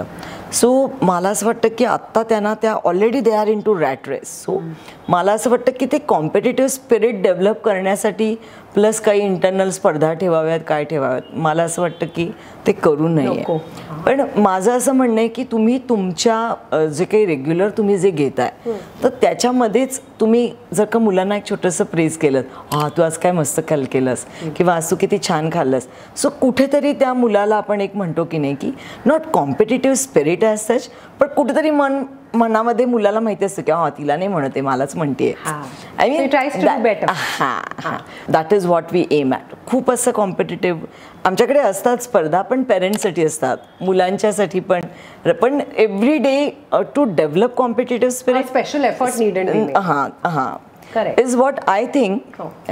And I don't think I am going to plan it in coming 5 years. I don't think that is कुठेतरी I would say की मोकळं जिंकण्यासाठी सगळं करायचं नाही, मज्जा म्हणून करायचंय. पण हे करता करता व्हॉट इज युअर ओपिनियन की आजकाल आपण एक्झाम्स सगळ्या डिलीट करून टाकतोय टिल अ पर्टिक्युलर एज, आणि मग जेव्हा एका पर्टिक्युलर एज नंतर एक्झाम्स सुरू होतात तेव्हा सुद्धा आपण मुलांसाठी अवघडच करून ठेवतोय की. खूप अवघड आहे, खूप अवघड. What is your opinion on that? नाही, मला असं वाटतं की ह्याचं म्हणजे अगदी एक ज्वलंत उदाहरण आहे. आमच्याकडे एक आमच्या जुन्या टीचर आहेत, तर त्यांच्या मुलीला शी इज ॲडॉप्टेड ॲक्च्युली, आणखीन ती पूर्ण वेळ इथंच कामाला, त्यांची म्हणजे ती त्या मुलीची आई आमची टीचर, आणि असंच ती 4थीपर्यंत नापास करतच नाहीत ना. आता 5वीत गेल्यानंतर त्यांनी तिला सांगितलं की हे आहे 5वीमध्ये, पण हिला पहिलीचं सुद्धा येत नाही, म्हणजे बेसिक रायटिंग पण कमी आहे. मग इतकी वर्ष काय केलं तुम्ही? म्हणजे प्रत्येक जेव्हा तुमचा रिपोर्ट डे होता तेव्हा तुम्ही हे सगळं, मग ते पुष्कळ आलं की त्या शाळेमधल्या तिला तो न्यूनगंड वाटत होता की मला येत नाहीये, मग ते तिने आईला सांगितलं नाही. म्हणजे मुलांना तू जो मगाशी म्हणत होतीस की स्ट्रेस, तर याच्यामध्ये ना थोडंसं शाळांनी सुद्धा ॲक्टिव्हली नुसता एक काउन्सिलर ठेवून उपयोगाचं नाही आहे. तुम्हाला ना शाळेतलं वातावरण हे कम्प्लीट बुलिंग फ्री, कॉम्पिटिटिव्हनेस नको आहे त्याच्यामध्ये, नको आहे मला आता, टू बी व्हेरी ऑनेस्ट. आणि असं अशा प्रकारचं एक एनकरेजिंग आपण असं म्हणूयात की पाहिजे की त्याच्यामध्ये प्रत्येक मूल हे तुम्ही मोठ्या मनाने ॲक्सेप्ट करायचं आहे. आणि अनफॉर्च्युनेटली होतं आहे असं की अजूनही, म्हणजे आता आमच्या शाळेमध्ये तर आमच्या शाळेत तर अ ब क तुकड्या होत्या की अतली हुशार आणि क म्हणजे अगदी ढ, म्हणजे हो की ते तुकडीतला. हा तुकडीतले काय करत असतात, कुठेतरी कारकुनाचा जॉब करत असतात, आणि क तुकडीतले आमच्यासारखे मर्सिडीज मधनं फिरत असतात. Well said, seriously. म्हणजे of course that is not to demean anyone, पण सांगायचा हेतू काय की marks don't decide your future. At the same time mark मिळत नसणारी लोक हे जास्त बोलतात ते सुद्धा आढळतं. म्हणजे सगळ्या गोष्टींना दोन बाजू आहेत. बरोबर. ऑफकोर्स एज्युकेशन, मार्क मिळवून एखादं प्रेडिक्टेबल करिअर करणं is one way of it. Mark आणि एज्युकेशन, आता NEPने ह्यालाच कात्री लावली ओके की एज्युकेशन फक्त मार्क ओरिएंटेड असू नये. काहीही होत नाही त्या मार्कांमध्ये. तुला मी सांगते, तू शाळेतले 10वीतले किंवा तू कुठलाही आठव, तुला काहीही एकही सब्जेक्ट आठवत नाही, तुला काय आठवतं? तुला आठवतं रिसेस आठवतंय, तुला ते PTचे क्लासेस आवडतात, टीचर्स आठवतात तुला. आम्हाला टीचर्स जे आठवत नाहीत कारण त्या भयंकर आम्हाला दुपटून काढायच्या, त्यामुळे त्यांच्या काही फार चांगल्या आठवणी नाही आहेत मनामध्ये. पण शाळेचं आमच्या स्नेहसंमेलन आठवतं आम्हाला, फील्ड ट्रिप्स आठवतात. सो आपल्याला ते आठवतं कारण आपण ते एक्सपिरियन्स केलं असतं. सो मुलांना एज्युकेशन हे experiential learning is so important, आणि NEP tells a lot about this. So I am really happy. हो नाही, आता national education policy, state education policy is also in place now. So we are going back to our basics, की जे नुसतं ते सगळं mix झालं होतं ते आता ॲटलिस्ट इनिशिएटिव्ह तरी आहे की come out of this mark. I mean ते काय जी रेस आहे त्याच्यामध्ये काही नाही आहे. सो आपण बऱ्याच वेळा सोशल मीडियावरती मीम्स बघतो आणि त्याच्यावरती तर एक जोक आहे की ते साइन कॉस थीटा आयुष्यात पुढे कधी कामाला येणार. खरं आहे अगदीच. असं तर किती काय काय सिरियसली. पण आणि आपल्याला माहिती असतं आपलं मूल तेच परत करतंय 25-30 वर्षांनी, आणि हे परत 40 वर्षांनी कामाला येणार नाहीये. मी बॉटनीमध्ये माझी बेसिक डिग्री आहे ना, BSc बॉटनी, तर आम्हाला फायकस ट्री होता. फायकस ट्री मला 6 महिने फक्त फायकस ट्री स्टडी केला. मी म्हटलं मला काय करायचं या फायकस ट्रीचं. म्हणजे मी आता कधी कुठल्या ह्याच्यात गेले ना तुमच्या नर्सरीमध्ये, तर मी फायकस ट्री घेत नाही. नकोय मला. सो बेसिक एज्युकेशन, आता ऑफकोर्स मला फायकस ट्री जेव्हा मी शिकले तेव्हा ते शिकत असताना जे मी स्किल डेव्हलप केले त्याचा उपयोग मला मे बी माझे अर्ली चाइल्डहुड एज्युकेशनचं जी मी डिग्री घेतली त्याच्यात उपयोगी आला असेल, की बाबा वाचणं आहे, दोनदा वाचणं आहे, नोट्स काढणं आहे, मनन आहे, कळलं की नाही. पण हा नाही ना आला फायदा. This speaks volumes about आपल्या, again going back to the basic, education, curriculum, system, the way it's been taught, and most importantly the way it's been implemented. तिकडे सगळा rather it's good to know की हा घोळ आपण clear करायला सुरू, कारण इनिशिएटिव्ह आहे. हो, ह्याच्यामुळे काय झालं की आता अलीकडे एक 5-10 वर्षामध्ये होम स्कूलिंग खूप वाढलं. हो आहे ना. हो की नाही, म्हणजे विश्वासच नाहीये स्कूलवरती, आणि का ठेवावा. हो नाही, बरोबर आहे. परत आपण म्हणतो पोपट येणार आहेत बाहेर. विषय शिकायचं तर मग शाळेत कशाला जायचं आहे ना, असे खूप आहेत. It's a nice combination. Homeschooling, if I have time, I teach my child and then send him to Azure for the remaining. Yes, if you send to Azure then it is fine. पण जर तुम्ही फक्त homeschooling करून मुलांना घरी ठेवणार असाल तर it is not healthy for a child. It's not. हो, कारण बाकीच्या कितीतरी गोष्टी आहेत ज्या तो परत शिकणार नाही शकत, ते पण टोकणं. हो, करेक्ट. आमच्याकडे आहेत काही पालक 2 जण असे की ज्यांनी 2री 3रीत मुलांना शाळेतनं काढलं आणि पूर्णपणे क्रिकेट किंवा पूर्णपणे बॅडमिंटन हे फोकस ते करतात. म्हणजे होमस्कूलिंग आहे ते. इग्नू, मला असं वाटतं थ्रू इग्नू तुम्ही, अजून पण काही असतील साईट्स मला माहिती नाही आता, पण ते बाकी सगळं सब्जेक्ट्स घरी शिकवतात आणि पूर्ण फोकस बॅडमिंटन कारण क्रिकेट. पण मला हे सुद्धा अतिरेक वाटतो, कारण आपल्याला त्यात 6 वर्षाच्या किंवा आता 2रीतला मूल म्हणजे 7-8 वर्षाचं, आपल्याला माहिती नाही त्याला खरंच आवडतंय का क्रिकेट. अच्छा, हो बरोबर, म्हणजे तिथपास नाही. हां, म्हणजे माझं असं म्हणणं आहे की तुम्ही त्यांना एक्सपोजर द्या, त्यांना वेगवेगळ्या ठिकाणी तुम्ही पाठवा, इव्हन क्लासेसना सुद्धा फाईन, की ड्रॉइंगला पाठवा, डान्सला पाठवा आणि कुठं पाठवा, त्याला फक्त पाठवत असताना तिथे तू छान वाजव हे नको, तू शिक बाबा, आणि ते तू छान वाजव आणि गणपती उत्सवात वाचून दाखव हे नकोय, तू तुला मज्जा म्हणून शिक. So you introduce all this, I mean, to children, आणि लेट चाइल्ड डिसाइड. किंवा तुम्ही पण एक, मुलं पण लहान असतात, की तुम्ही एक पालक म्हणून बघा की खरंच त्याला त्याच्यात गती आहे का, किंवा खरंच त्याला त्याच्यात आवड आहे का.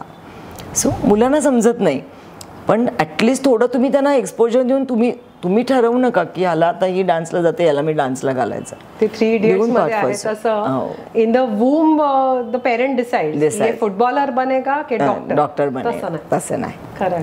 सो एक्सपोजर पाहिजे मुलांना, आणि लहान वयातच काही असे जे फॉर एक्झाम्पल होमस्कूलिंग आहे. सो मला असं वाटतं की हे खूप जरा टोकाचे आहेत सगळे. पर्सनली मला नको, मॉडरेट पर्सनली 5वी पर्यंत तरी माझं असं म्हणणं आहे की फॉर्मल स्कूलिंग रेग्युलर करावं. 5वी पर्यंत मुलांना थोडासा मुलांचा कल पण कळतो इन ऑल ॲस्पेक्ट्स, की काय, आणि मुलाला स्वतःला कळतं की त्याला काय येतंय, काय करायचंय, काय नाही करायचंय, काय आवडतंय, then you take a call असं. आणि दुसऱ्या बाजूनी त्याच्याकडे बघायचं झालं तर जेव्हा आपण मुलांना स्वतःचा डिसिजन घेऊ देतो, एस्पेशली अबाउट देअर करिअर, पुढे जाऊन जेव्हा कदाचित कधीतरी they start becoming doubtful about their decision, तेव्हा त्यांना हे माहिती असतं की हा निर्णय माझ्यावर थोपवलेला नाहीये, हा मी घेतलेला आहे. होय, बरोबर. जे काय ते तडीच न्यायचं आता, बरोबर. कारण ते बऱ्याच वेळा थोपवलेलं असलं की नाही म्हटलात म्हणून मी हे करतोय असं होतं. अगं, IIT मधनं मुलं पळून येतात, आणि जे पळून येत नाहीत ते आत्महत्या करतात. I know, it's very unfortunate. आपण मगाशी म्हणलो तसा कुठे स्ट्रेस. म्हणूनच ती जी काय मॅरेथॉनची तयारी आहे ती स्प्रिंटनी सुरुवात नाही करू शकत, करूच नाही शकत. मग हे सगळं करत असताना इतक्या गोष्टी एकत्र करायला लागतात. म्हणजे आता मला अंदाज आलाय की how much you have to handle. सगळ्यात जास्त आनंद कशात मिळतो तुम्हाला हे करताना? म्हणजे in other words, I am asking you the secret of your young and glowing skin. So सगळ्यात जास्ती आनंद मला कशाचा मिळतो माहिती आहे का, की मला असं वाटतं की हे जे काही माझं कॉन्ट्रीब्युशन आहे की त्याचा पालकांना आणि मुलांना उपयोग होतोय. तर हे जे समाधान आहे ना, तर हे म्हणजे आता फॉर एक्झाम्पल आमच्याकडे आता एक रुजुता गायकवाड म्हणून मुलगी होते, तर ती अगदी छोटी होती, 7 महिन्याची होती तेव्हा आमच्याकडे यायची. आणि आता तिला IITला ॲडमिशन मिळाली, तर मागच्या वर्षी मिळाली. सो ती आली होती आम्हाला सांगायला की मला मिळालेली आहे, आणि ती कायमच्या टचमध्ये होती. म्हणजे ती प्रबोधिनीला होती, प्रबोधिनीला ॲडमिशन मिळाल्यावर आली, 10वीला आली, कायम येते मुलांची खेळायला, वरण भात खायला आजवळचा अजूनही. सो तिच्या आईने हो, आणि ती म्हणाली मला सगळ्यात काय आजवळचं आवडलं तर आम्ही ते खूप खेळायचो, आणि हे जो आनंद आहे ना, तो आनंद माझ्या यशाचा, तिने हे सांगितलं बरं का त्याच्यामध्ये, की आनंद खेळण्यात असतो, हे मी आजवळमध्ये शिकले. सो तिच्या आईने सुद्धा एवढं छान सांगितलं ना. सो हे जेव्हा लोक सांगतात तेव्हा असं वाटतं की चला आपण ॲटलिस्ट काहीतरी आपलं कॉन्ट्रीब्युशन आहे. So that gives me immense pleasure. आणि 35 वर्ष झाल्यामुळे आता अशी वेळ आली असेल की जी मुलं आजोळमधनं गेली त्यांची मुलं सुद्धा आता येऊ बघतील काही वर्षांमध्ये. So it's nice to have generations coming. Already आमच्या स्टुडंट्सची मुलं ऑलरेडी आमच्याकडे यायला लागली. That's such a beautiful feeling. आणि रादर आमच्याकडे आता एक CV आलाय जी आमची स्टुडंट आहे. ती म्हणली मोनिका टीचर मला तू आजवळमध्ये शिकवायला यायचंय. म्हटलं ये तू आधी, तुझ्या आईशी मी बोलते आणि मग तू ये. But that is inspiration. म्हणजे किती aspects of different lives you have touched. Yes. पण तरीही 30 सेंटर्स चालवणं, 35 येस, सेफ्टी, सिक्युरिटी, येस, भयंकर आहे हे सगळं. बिकॉज आपण आजकाल इतकं काय काय ऐकतोय. होय. सो व्हॉट स्पेशल प्रिकॉशन्स किंवा रुटीन मधले precautions do we take from the point of view of security of these centres?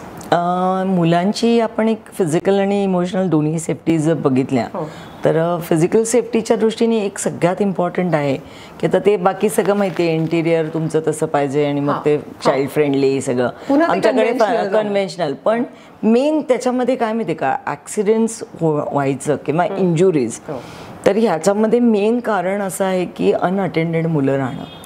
तर कुठल्याही क्षणी दिवसाच्या कुठलंही मूल अनअटेंडेड राहू नये ह्याच्यासाठी ज्या काही स्टँडर्ड ऑपरेटिंग प्रोसिजर्स आहेत त्या वी फॉलो.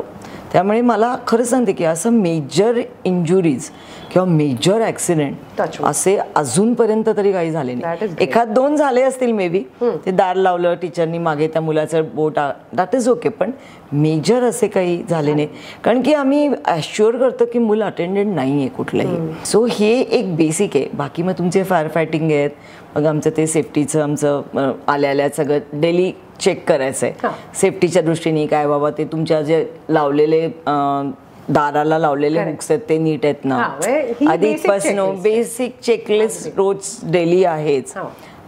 पण मेन ॲक्सिडेंट होतात ते मुलं अनअटेंडेड राहिल्यामुळे.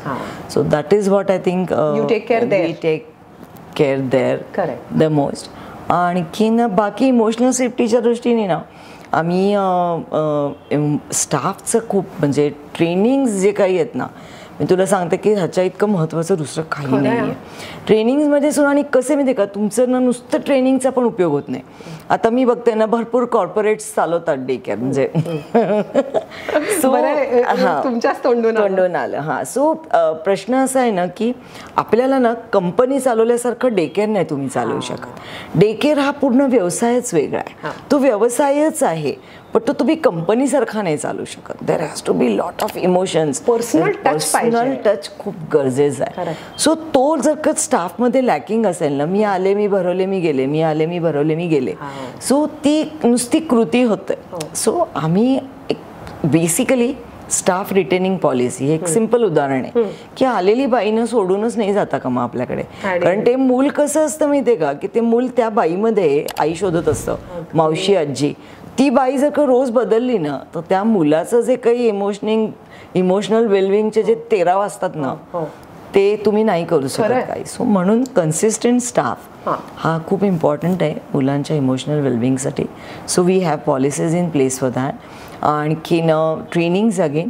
सो ट्रेनिंग्समध्ये ना नुसती टिपिकल ट्रेनिंग्स न देता कसं करा इज वन टाईपचं ट्रेनिंग, पण का करा हे खूप इम्पॉर्टंट आहे. मला असं वाटतं की there were we are different than other, I mean and also like you said वर्षानुवर्षाच्या टीचर्स अजून येतात. बापरे, म्हणजे सुमेधा, पल्लवी तर these 3 pillars of Azul. 29 years they are with me. But that speaks volumes about you. Yeah, everywhere. I mean, Mayur Colony also we have 12 years plus, I mean, staff. Average working years, 12 years plus average working years. Wow. That is so good to know. कारण ह्या स्टाफचा जेवढा जास्ती अनुभव वाढतो तेवढा तुम्हाला अंदाज येतो की ह्यांचा बॅकग्राऊंड काय आहे, फॅमिली कशी आहे, किंवा त्यांचा मेंटल हेल्थ स्टेटस कसं आहे, because all of this is going to finally contribute to your child safety. आता आमच्याकडे काय आहे, आम्ही एक सायकोमेट्रिक टेस्ट पण स्टाफच्या घेतो, ज्या नवीन स्टाफ मेंबर्स आहेत. कधी कधी कसं असतं की बाकी सगळी दिसायला नॉर्मल दिसते ती, पण ती एकदम कुठेतरी सटका अग्रेसिव्ह असते, काही छोट्या गोष्टीवरनं सटकणारी असते डोकं. सो ज्या नवीन स्टाफ मेंबर्स आहेत त्यांना मी माझ्या स्वतःच्या ओन सेंटर्सना मी सांगते की psychometric test is I mean it is mandatory.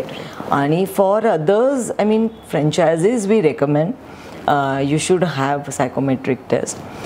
पण आम्ही प्रिफर करतो की माहितीतलीच, अगदी म्हणजे अगदीच कोणीतरी अनोळखी की बाबा आमची जुनी मावशी आहे, मी चल तू आण, मग माझी काकू आणली, माझी मावशी आणली, माझी सून आणली, ट्रेडिशनल वे. अजून तरी ट्रेडिशनल वेनी आम्ही जातोय. अजून आम्ही लेबर कॉन्ट्रॅक्टर वगैरे अजून नाही होऊ शकत. ते ऐकूनच कसं तरी होतं, ते नाही होऊ शकत अजून तरी. आम्ही त्याचमध्ये आहोत. आणि टेक्नॉलॉजीचा वापर म्हणजे एक्झाम्पल देते मी तुम्हाला, CCTV कॅमेरा ज्याचा ऍक्सेस पेरेंट्सकडे आहे. No, we don't do that. No, very big no. कारण की जर तुम्ही सेंट्रल गव्हर्नमेंट गाईडलाईन्स बघाल ना, ज्याच्यात त्यांनी दिले central government guidelines to run creche, तर त्याच्यामध्ये त्यांनी हायलाईट केलं आहे की CC cameras are to be use only for internal use only. I mean you are not याच्यामध्ये काय आहे, स्टाफची प्रायव्हसी आणि बाकीच्या मुलांची प्रायव्हसी ही हॅम्पर नाही का होत. बरोबर आहे. स्टाफ कसाही बसलेला असतो, मुलांचे कपडे बदलत असतो, मुली कशाही लहान मुलं आहेत ना शेवटी ती. आता आपल्याला माहिती आहे काय काय काय चाललंय समाजामध्ये, वाटेल ते होऊ शकतं. सो आम्ही CCTV आम्ही नाही दाखवत, लाईव्ह कव्हरेज वगैरे. जे कोणी दाखवत असतील त्यांना ते बेस्ट विशेस त्यांना. काय आहे, स्टाफला सुद्धा बघा ना, अंडर सर्वेलन्स तुम्ही सतत मग ती तिथे कुठेतरी ऑफिसमध्ये बसलेली, बरं तर CC कॅमेरे लावलेले असतात वरनं, तिथून ते आई बरोबर आपलंच मुलं शोधत असते आणि त्याच्यातल्याच चुका शोधत असते. असं नसतं. जेव्हा केव्हा तुम्ही मुलाला एखाद्या ऑर्गनायझेशनच्या हातात देता, ताब्यात देता, तेव्हा तुमचा पूर्ण माहिती काढा. आणि जेव्हा देताय तेव्हा फुल ट्रस्ट तुमचा पाहिजे. तुमचा जर ट्रस्ट नसेल ना म्युच्युअल, तर you are not going to achieve anything. मग बेटर आहे तुम्ही घरी ठेवा. मग तुम्ही घरी ठेवा आणि मग पूर्ण वेळ सर्वेलन्स करत बसा ना. I have to assure emotional wellbeing of my staff members also. पण टेक्नॉलॉजी म्हणतोय म्हणून मी विचारते की कारण एज्युकेशन सिस्टम इतकी झपाट्याने बदलते, सो असं काही लॅपटॉप्स वगैरे आपण इंट्रोड्यूस करतो मुलांना? नाही. So this is absolutely not conventional. नाही स्कूलिंग. आता ऍक्च्युली आम्हाला पालक म्हणतात की तुम्ही काहीतरी ते डिजिटल हे घ्या ते घ्या, पण आमच्याकडे ना एवढा भारी रॉ मटेरियल आहे, इतका भारी कंटेंट आमचा स्वतःचा लर्न केअर अप्रोच आहे की मला असं वाटत नाही की स्क्रीन टाईम आत्ता ह्या स्टेजला करावा. मे बी मला माहिती नाही लागेल आपल्याला पुढच्या स्टेजला, पण आत्ता तरी. आणि I don't want robots in Aajol, कारण की इट इज डे केअर, मुलांचं घर आहे. सो मला नाही वाटत की आत्ता तरी मी काही अशा टाईपचे कुठले आणायचा विचार आहे. पण when it comes to, I mean, we have our own app for communication, then we have, I mean, जेवढं शक्य आहे तेवढं आम्ही म्हणजे we are at par with that. पण मुलांना असे काही कुठले डे केअरला आम्ही अजून गॅजेट्स डे केअरमध्ये आणले नाही. We have this, I mean, तुम्हाला काही मुलांना करिक्युलमच्या दृष्टीने प्रोजेक्टर्स वगैरे ॲज अँड वेन रिक्वायर्ड आम्ही ते सांगितलं आहे. किंवा काही सेंटर्सनी ज्यांना प्रोजेक्टर नको आहे त्यांना म्हटलं तुम्ही TV घ्या, कारण काही यूट्यूबवरती आता for example under water world तुला शिकवायचं आहे, तर ते बघितलं की ती मज्जा येते. मग तोची ती क्लिप फक्त एक 2-3 मिनिटाची दाखवा, तेवढ्या पुरेसं. सो काही ठिकाणी आहेत, काही ठिकाणी प्रोजेक्टर आम्ही वापरतो, पण अदरवाईज नाही. मुलांनी मुलांचीच खेळायचे आणि मज्जा करायची आणि मुलांनी मुलांसारखंच राहायचंय. हो, दॅट इज व्हेरी इम्पॉर्टंट. पण आपण इतका वेळ बोलतोय ते सगळे लर्निंग लेसन्स आहेत मुलांसाठी. होय. आता थोडंसं वळूया की पेरेंट्सवरती पण काम करावं लागतं का? पेरेंट्सवरती खूप काम करावं लागतं, पण हो, पण ते कसं होतं की जेव्हा इन्क्वायरीला पालक येतात तेव्हा बऱ्यापैकी आम्ही त्यांना सांगतो की काय आमच्या अपेक्षा तुमच्याकडनं काय आहेत, जशा तुमच्या आमच्याकडनं आहेत तशा. सो वी टेल दॅम की काय आपण करणार आहोत. So we have one on one meetings with the parents to understand child. Then we have ट्रान्झिशनच्या वेळी पण मीटिंग्स आहेत की एका ग्रुपमधनं पुढच्या ग्रुपमध्ये मूल जाणार आहे, तर मग आता काय नवीन टीचर आहे तिचं इंट्रोडक्शन आलं.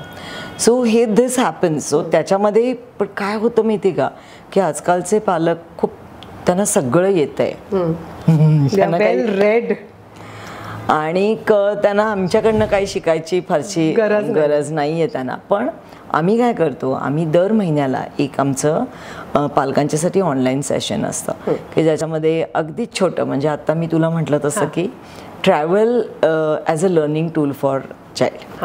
आणि आम्ही आठवड्यातनं एक असे आमचे 4 ब्लॉग्स असतात आजोळचे की जे आम्ही आमच्या ॲपवरती आणि वेबसाईटवरती अपलोड करतो की खूप म्हणजे खूपच इन्फॉर्मेटिव्ह आहेत. म्हणजे खूप छान ब्लॉग्स असतात, तू पण वाच, तुलाही मजा येईल. खूप सुंदर ब्लॉग्स असतात. सो ते पण आत्ताच्या पेरेंट्ससाठी काही, बिकॉज यू सेड की त्यांना सगळंच माहिती आहे, काही स्पेसिफिक ट्रेट दॅट जी तुम्हाला जाणवते, जशी मुलांमध्ये चेंजेस जाणवत आहेत, so any particular advice that you would like to give the parents of today? तर काय देणार मी ह्यांना ॲडवाइस? नाही, याच्यामध्ये मी मगाशी म्हटलं तसंच की तुम्हाला एक खूप टू अर्ली तुम्ही काही मुलांसाठी निर्णय घेऊ नका.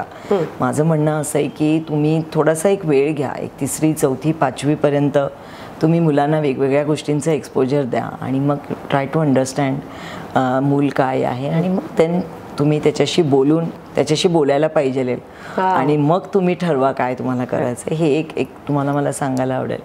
आणि दुसरं मला असंही एक तुम्हाला सांगायला आवडेल की माझ्या मैत्रिणीचा मुलगा हे करतो म्हणून मी करू, अवॉइड दिस. कंपॅरिझन अवॉइड करा आणि ते रॅट रेसमध्ये पडू नका आणि मुलांनाही टाकू नका. सो तुम्हाला एक सिम्पल, म्हणजे आत्ताची जर मुलं आपण बघूयात, पेरेंट्स म्हटले साधारण 30 to 35, कारण आता उशीर आहे ना, सगळे लग्न, मुलं, सगळंच उशीर आहे. सो तुमचेही लहानपण तुम्ही आठवा की तुमच्या लहानपणी तुम्ही कसे होता. आत्ता सुद्धा असं काही फार बदललं नाही आहे, कळलं की नाही, की त्यामुळे काहीतरी नवीन करायला पाहिजे. सो तुम्ही जसे लहानाचे मोठे झालात ना, तसेच लहानाचे मोठे मुलांना होऊ द्यात, असं मला वाटतं. असं काही खूप कितीही वर्ष जरी झाली ना तरी शेवटी मूल हे मुलंच असतं. पण आपण सगळीकडे मुलांचा प्रोग्रेस रिपोर्ट करतो तसा, it's just out of curiosity again की we as parents how are we doing with our children, ह्याचा प्रोग्रेस रिपोर्ट कुठेतरी पाहिजे ना. रादर मी जर चुकतीये तर मला पनिशमेंट मिळायला पाहिजे, मी जर काहीतरी छान करते मुलाबरोबर तर मला रिवॉर्ड पण मिळाला पाहिजे, नाही वाटत? आता काय याच्यासाठी ना काही प्लॅटफॉर्म नाही आहे आजोळचा आत्ता की ज्याच्यावरती ॲक्च्युली आम्ही ना कोविडमध्ये ते केलं होतं. म्हणजे वीकेंड ॲक्टिव्हिटीज आम्ही द्यायचो बालकांना की ह्या शनिवार रविवार तुम्ही हे आठवडाभर हे शिकलेत मुलं, तर हे घरी मज्जा करा तुम्ही सगळ्यांनी मिळून एकत्र. तसे वीकेंड ॲक्टिव्हिटीज आम्ही द्यायचो. सो ते फोटोज वगैरे शेअर करायचे. तर त्याच्यामधनं काही, पण आत्ता तुम्ही जर म्हणाल तर वी डोंट हॅव असा कुठला प्लॅटफॉर्म की ज्याच्या थ्रू. पण ही सजेशन खूप चांगली आहे, एक पालकांचं एक रिपोर्ट कार्ड आपण करूयात का, म्हणजे करू शकतो. जर आपण ॲज पेरेंट्स चुकत असू तर वेळच्या वेळी रियालिटी चेक मिळायला पाहिजे. हा, चांगलं करत असू तर उत्तम. So we are coming up with Aajol for all, where children who are not enrolled in Aajol, for them also we are planning to have one platform where अगदी घरी मावशी आहे तरी सुद्धा तिला ते सगळ्यांकडे स्मार्टफोन असतात, त्यामुळे ते नुसतं क्लिक करायचं, आज काय घ्यायचं आहे याचं, ही ॲक्टिव्हिटी घ्यायची, मग चला तेवढी. सो असे काही ॲप डेव्हलप करावेत असं आमच्याकडे, कारण कंटेंट खूप छान आहे. Learn care approach is excellent our. So we are planning that. So great. So आतापर्यंत आपण आजोळ फॉर ऑल बोलत होतो म्हणून जस्ट एक off beat but quite unfortunate असं एक सेक्शन ऑफ सोसायटी ज्यांना घरच्यासारख्या केअरची गरज आहे, मोस्टली एकटे पडलेले आजी आजोबा. सो आजोळ फॉर सिनियर सिटीजन्स असा काही विचार आहे? ॲक्च्युली काय झालं, कोविडमध्ये आम्ही ह्या प्रोजेक्टवरती भरपूर एक्सटेन्सिव्हली विचार केला होता. Rather we worked a lot on that project because I mean that was the time when I was like, this business is not going to reopen now, I have to shut out, I have to look out for it. So everyone was in that, I mean, so that is why necessity आपण options आपण बघत होतो काय काय करता येईल. So हा एक आम्ही विचार केला आणि वी वर्कड ऑन दॅट. पण ते काय झालं की पोस्ट कोविड ना हे सगळंच एवढं आमचं आजोळचं एवढं वाढलं प्रचंड लास्ट 5-6 इयर्समध्ये की आम्हाला त्याला थोडासा तो विचार नाही आहे अजून आमच्या डोक्यामध्ये. पण इन फ्युचर मला आवडेल मदत करायला, कारण की खूप गरज आहे असे खूप म्हणजे आमच्याकडेच 3 सिनियर सिटीजन आहेत. आय लॉस्ट माय फादर आत्ता.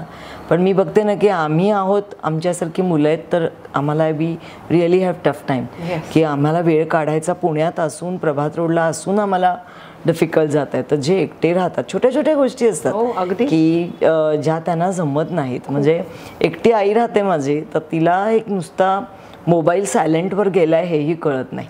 त्यामुळे आम्ही 17दा फोन केला तरी ती उचलत नाही आणि मग ते जे काय प्रेशर येतं ना.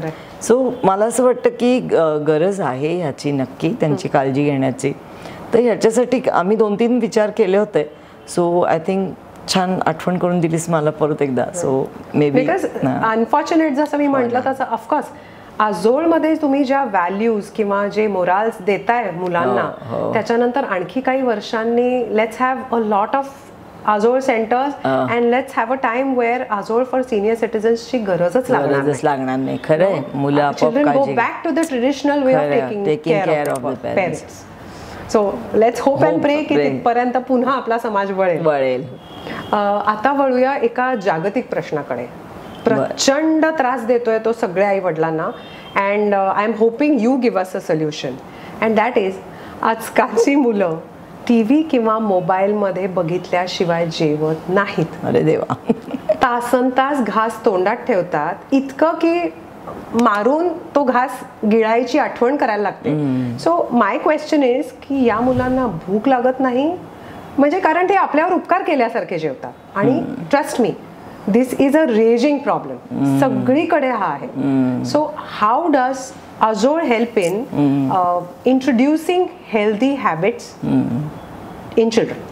Okay, so this problem lies I mean रूटला जायला पाहिजे आपल्याला. म्हणजे जेव्हा मूल दुधाकडनं सेमी सॉलिड आणि सॉलिडला शिफ्ट होतं. So if that process is not I mean followed properly the winning process if there is no proper winning process has been followed then the child undergoes all this problem. This is one problem which I think is. Second problem is obsession of feeding children. That is where parents need to work. I mean इतकं मुलांना खायला इतकं मुलांना त्यांना असं वाटतं किती देऊ मी त्या मुलाला. म्हणजे मी तुला मजा सांगते आमच्या फॉर्ममध्ये आम्ही लिहिलेलं आहे मुलांबरोबर कृपया जास्त डब्बे देऊ नयेत. त्यांना काय असतं ते डबे पण संपवा आजोळचं सगळं खाणं पण खाऊ देत. किती खाणार आहे 2 वर्षाचं मूल. सो 2 हे प्रॉब्लेम आहेत. प्रॉपर विनिंग प्रोसेस व्हायला पाहिजे. आता कसं होतं की मुलांना खायला नको असताना जर तुम्ही त्याला भरवायचा प्रयत्न केलात तर तो टँट्रम थ्रो करणारच आहे. मग तो काय म्हणतो मला मोबाईल दाखव कारण त्याला ते आवडतच असतं सगळं. मला मग तू TV दाखव. त्या निमित्ताने तरी त्याला ते बघायला मिळतं कारण आजकाल आया फार स्ट्रिक्ट झाल्यात स्क्रीन टाईमबद्दल. तर कसं असतं आपणच सवय लावलेली असते. मग तो मोठा झाला की तो तेच मागतो मग तो तेच मागतो. सो हे सगळं जे आहे ना तर ह्याचं सगळ्याचं रूट कॉज आहे की wrong parenting style. I mean style म्हणूयात आपण की त्याच्यामध्ये चुकीचे गोष्टी आपणच करतो आणि मग आपणच ते फेस करतो. तर याला एक सिम्पल गोष्ट अशी आहे की तुम्हाला स्वतःला सगळ्या पालकांना हे लक्षात आलं पाहिजे की 2 वर्षाचं मूल किती खाऊ शकतं तरी किती खायला पाहिजे. 1 वर्षाचं मुलांनी किती फ्रिक्वेन्सीने खायला पाहिजे. जसं मूल वाढत जातं तसं त्याच्या खाण्याच्या वेळा ज्या आहेत त्या किंवा खाण्याची क्वांटिटी आहे. सो एक थोडंसं पालकांनी ना बाकी एवढं तुम्ही जेमिनाय आणि ChatGPT बघता तर थोडंसं जर तुम्ही ह्याचा अभ्यास केलात तर तुम्हाला स्वतःलाच कळेल की नाही एवढं खाऊ शकत मूल. म्हणजे मी बघते ना येताना खिशा भरपूर खायला घालून पाठवतात आणि खिशामध्ये असे एवढे खजूर ड्रायफ्रुट्स ते कसं मूल खाईल. तुम्ही सकाळी जर 1 खजूर खाल्ला ना तर तुम्हाला त्रास होतं. सो फूड कशासाठी तुम्हाला एनर्जी देण्यासाठी आहे ना. मग त्याला जेवढी एनर्जी बसूनच जर मूल आहे तर त्याला एनर्जी लागतच नाही. तो नुसताच बसून आहे तो मुलगा तुमचा. सो माझं म्हणणं असं आहे की एक थोडंसं पालकांनी सुद्धा अभ्यास केला पाहिजे की बाबा ही विनिंग प्रोसेस काय आयडियल पाहिजे आणि वयानुसार कशा मुलांच्या आय मीन गरजा वेगवेगळ्या होतात आणि ते समजूनच घेतलं पाहिजे. कसं असतं की आपण आपल्या पद्धतीने खातो, त्या पद्धतीने मुलं खात नाही. सो 11-12व्या महिन्यामध्येच आम्ही सुरू करतो हे सगळं, कारण तोपर्यंत मुलांना तोंडात टाकल्या गिळायची सवय असते. सो मग कुरड्या पापड खायला द्या. आपण जे फिंगर फूड्स आहेत, म्हणजे आता आपलं बोरन्हाण का करतात, तर ते चुरमुरे मूल वेचून खायला शिकतं, आणि ते खायला शिकतं तेव्हा ते तोंडात ठेवतं. पहिल्यांदा मुलाला कळतं की तोंडात ठेवायचं असतं. हे सॉलिड फूड इंट्रोडक्शनच झालं बोरन्हाण. सो तसंच आहे की मग छोटी छोटी पोळी कुस्करून दिली आहे. मग साधारण वर्षाचं झालंय, 1.5 वर्षाचं झालंय, मग हळूहळू आपल्या हाताने वरण भात खातो, मग हळूहळू पोळीचे तुकडे करून दिले आहेत. सो ही जी प्रोसेस आहे ना, ही घरी होत नाही. हो ना. घरी आईचं काय असतं, ऑफिसला जायचं म्हणून एवढी रव्याची खीर त्या बाळाला 2 वर्षाच्या मुलाला कोंबून ती पाठवते. त्याच्यामध्ये परत बदामाची पावडर, खारकीची पावडर, की ते इतकं फुल होतं त्या मुलाला की ते अगदी 2 पर्यंत तोंडही हलवत नाही. सो इन शॉर्ट असं म्हणायला हरकत नाही की कडाडून भूक लागत नाही तोपर्यंत देऊ नका. आणि कुठलंही मूल उपाशी राहत नाही. मी तुम्हाला सांगू का, भूक लागली ना, काही काही असतात अशी मुलं, म्हणजे अगदी खेळण्याच्या नादात 10-20% मुलं असतात की मग एकदम भूक लागली की रडूच येतं. सो वेळा बघायला पाहिजेत आपल्याला मुलांच्या, आणि काय वयाच्या मुलांनी किती खायला अपेक्षित आहे हे थोडं ChatGPT आणि जेमिनायला विचारावं असं वाटतं. आणि थोडंसं ब्रोशर पण, थिंक अबाउट माय सजेशन. खूप ब्रोशर्सची गरज आहे त्याच्या आई वडिलांना. ह्या सगळ्या अनुभवांमध्ये एखादा, खूप असतील पण एखादा स्पेसिफिक अनुभव जो नेहमी स्मरणात राहील, की something really nice to remember, किंवा आपण असं म्हणूया तर हलवणारा पूर्ण अंतर्बाह्य मला. सो याच्यामध्ये काय, कारण आजचा प्लेझंट अनुभव नेहमीच येतात मला, पण हा एक कायम माझ्या लक्षात राहिलाय. आमच्याकडे अगदी खूप लहान होता मुलगा, अगदी इन्फंट केअर मी चालू केलं तेव्हा. तर तेव्हा त्याला 6 महिन्याचा होता तो, आणि त्याला ते आई नसल्यामुळे तिच्या आई खीर करून पाठवायची. म्हणजे ब्रेस्ट फिडिंग तर पॉसिबल नाही, पहिलं एक्सप्रेस मिल्क असायचं, आणि मग त्याच्यानंतर पुढचं फिडिंग दूध, आणि मग काहीतरी सेमी सॉलिड, मग ज्यूस, सूप असं काहीतरी. सो ते कॅरेट सूप होतं जे आम्ही त्याला भरवत होतो, आणि ते त्याच्या ट्रॅकियामध्ये गेलं त्या मुलाच्या भरवत असताना मावशीच्या. आता ते कॅरी कॉट असते, त्यांचं मान अशी केलेली असते, सगळं, आणि खूप पहिल्यांदा अगदी म्हणजे, आणखीन ते त्याच्या ट्रॅकियामध्ये गेलं आणि तो पूर्ण ब्लू झाला बेबी. आणि आम्ही त्याला, आणि मी होते नवी पेठेमध्येच, म्हणजे अगदी इनिशियल स्टेजेस, म्हणजे जेव्हा आमचं एकच डे केअर होतं. सो तेव्हा असं झालं, तो इन्सिडेन्स असा झाला की मी होते नेमकी घरामध्ये, आणि माझा फर्स्ट एड होम नर्सिंगचा कोर्स झालेला आहे, त्यामुळे मी त्याला माउथ टू माउथ ब्रीदिंग देत 2 व्हीलरवरती मी हॉस्पिटलमध्ये त्याला घेऊन गेले. आणि आमच्या इथून हॉस्पिटल हार्डली 2 ते 3 मिनिटावर होतं. 2 व्हीलरवर एक पालक दिसले, त्यांना कळलं समथिंग इज सिरियस, म्हणून त्यांनी मला, आणि मी त्यांना एकीकडे त्याला माउथ टू माउथ, एकीकडे सिग्नलला त्यांना मी सांगते इकडे घेऊन जा, आणखीन नेलं त्याला आम्ही, आणि वी कुड रिवाईव्ह हिम. पण दॅट वॉज, तो असा एकदम हलवणारा होता मला. मी म्हटलं की मोनिका, दिस इज तुला एवढीच काळजी घ्यायची आहे. सो मग आता आमचं त्याच्यानंतर मग तसंही आमची बाकीचे सेंटर ओपन व्हायला बराच वेळ लागला, पण फर्स्ट एडचं आमचं रेड क्रॉसचं training is mandatory for all, आणि एव्हरी इयर टीचर्स, कोऑर्डिनेटर, आणि एव्हरी इयर तुम्हाला ते करायचं, कारण एकदा सांगितलेलं ते डोक्यातनं जातं, आणि ते तसंही व्हॅलिडिटी नाही आहे त्याला. त्यामुळे आम्ही त्यांना दरवर्षी first aid home nursing plus प्रत्येक सेंटरला आम्ही जवळच्या हॉस्पिटलचा नंबर, ॲम्ब्युलन्सचा नंबर, मेडिकल इमर्जन्सी, त्याच्यानंतर सगळीकडे तुझे CPRचे चार्ट लावलेले, चोकिंग ऑल्सो सगळीकडे चार्ट लावलेले. चोकिंग आणखीन ह्या 2 गोष्टी खूप कॉमन आहेत. So such a huge responsibility ना, but I tell you, you are doing a really noble job. म्हणजे इतका वेळ मला असं वाटतंय की this is such an underrated profession, हो की नाही? म्हणजे इतकं आत्ताच बोलता बोलता असं वाटतंय की it is an excellent business proposition. So now you will reveal the success secret of Aajol. Success secret of Aajol. So याच्यामध्ये बेसिकली काय माहिती आहे का, though it is a business right, पण तुम्ही त्याच्याकडे ना एक फक्त कमर्शियल अप्रोच ठेवून तुम्ही हा व्यवसाय करू शकत नाही. तर ह्याच्यामध्ये ना तुम्हाला मुलांसाठी काहीतरी, नुसतं पॅशन पण उपयोगाचं नाही, नुसती इन्व्हेस्टमेंट पण उपयोगाची नाही. तर मला पर्सनली असं वाटतं की ह्याच्यामध्ये ना एक पर्सनल टच ह्या व्यवसायामध्ये जो आत्तापर्यंत देण्यात मी यशस्वी झाली आहे, that is success. I mean, आणि दुसरं सेकंडली असं की आपण एक म्हणतो ना की एक पालकांची नस ओळखणे. So I am expert in that. Great. पालकांची नस म्हणजे काय, पालकांना काय हवंय हे तुम्हाला करेक्ट माहिती पाहिजे. That brings us towards the end of it. Thank you so much. And या सोलसमचा एक शेवटचा प्रश्न, एनी लेसन दॅट लाईफ टॉट you and that you would like to share with our viewers? It may not be related to children. Any lesson that life taught you? Yes.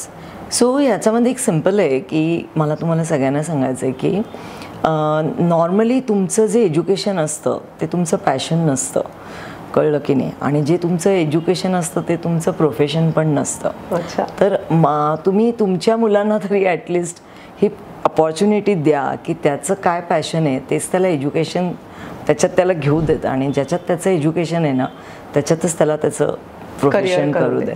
माझ्या बाबतीत जर का तुम्ही म्हणाल तर मला मुलांची पहिल्यापासून आवड होती. माझ्यामध्ये पहिल्यापासून लिडरशिप क्वालिटीज होत्या ज्या मी ओळखल्या होत्या, आणि मुलांची आवड मला कळली होती की मला आहे. सो अनफॉर्च्युनेटली मी जरा थोडी हुशार होते घरामध्ये बाकीच्या बहिणींपेक्षा, म्हणून मला सायन्सला टाकलं. त्यामुळे मी सायन्स ग्रॅज्युएट झाले, पण तेव्हाच मी दुसरा कोर्स केला. पण फॉर्च्युनेटली माझं जे काही पॅशन होतं त्यामुळे मी शाळा चालू केली, डे केअर चालू केलं, मग मी एज्युकेशन परत घेतलं फॉर्मल, आणि आता मी ते फुल फ्लेज professionally I am doing day care. So मला असं वाटतं की जो मी शिकले माझ्या आयुष्यामध्ये तसं तुम्ही आता तुमचं ऑलरेडी शिक्षण आणि हे वेगळं असणार आहे, पण ॲटलिस्ट यू हॅव स्कोप की तुम्ही मुलांना ही लिबर्टी देताय. खूप खूप इम्पॉर्टंट आहे. It's like the most valuable lesson that you have given. Yes. किती सचिन तेंडुलकर आणि किती लता मंगेशकर होतील. हो ना. होय की नाही. Seriously thank you so much. Thanks for having me. Thank you. It was great talking to you. For parents who want nothing but the best for their children, if you want your child's formative years to be filled with curiosity, confidence and out of the box experiences, Azol and only Azol is your answer. कारण काल पण, आज पण आणि उद्या पण आजोळ जपतंय आपल्या बाळांचं बालपण. With that, we conclude on Soulsome today. Do like, share, subscribe and comment on Soulsome with Sarika, where we bring to you yet another person behind the persona. Till then, take care guys. Remember, life is short. Live it fully, love unconditionally and laugh out wholeheartedly. Thank you and God be with all of us.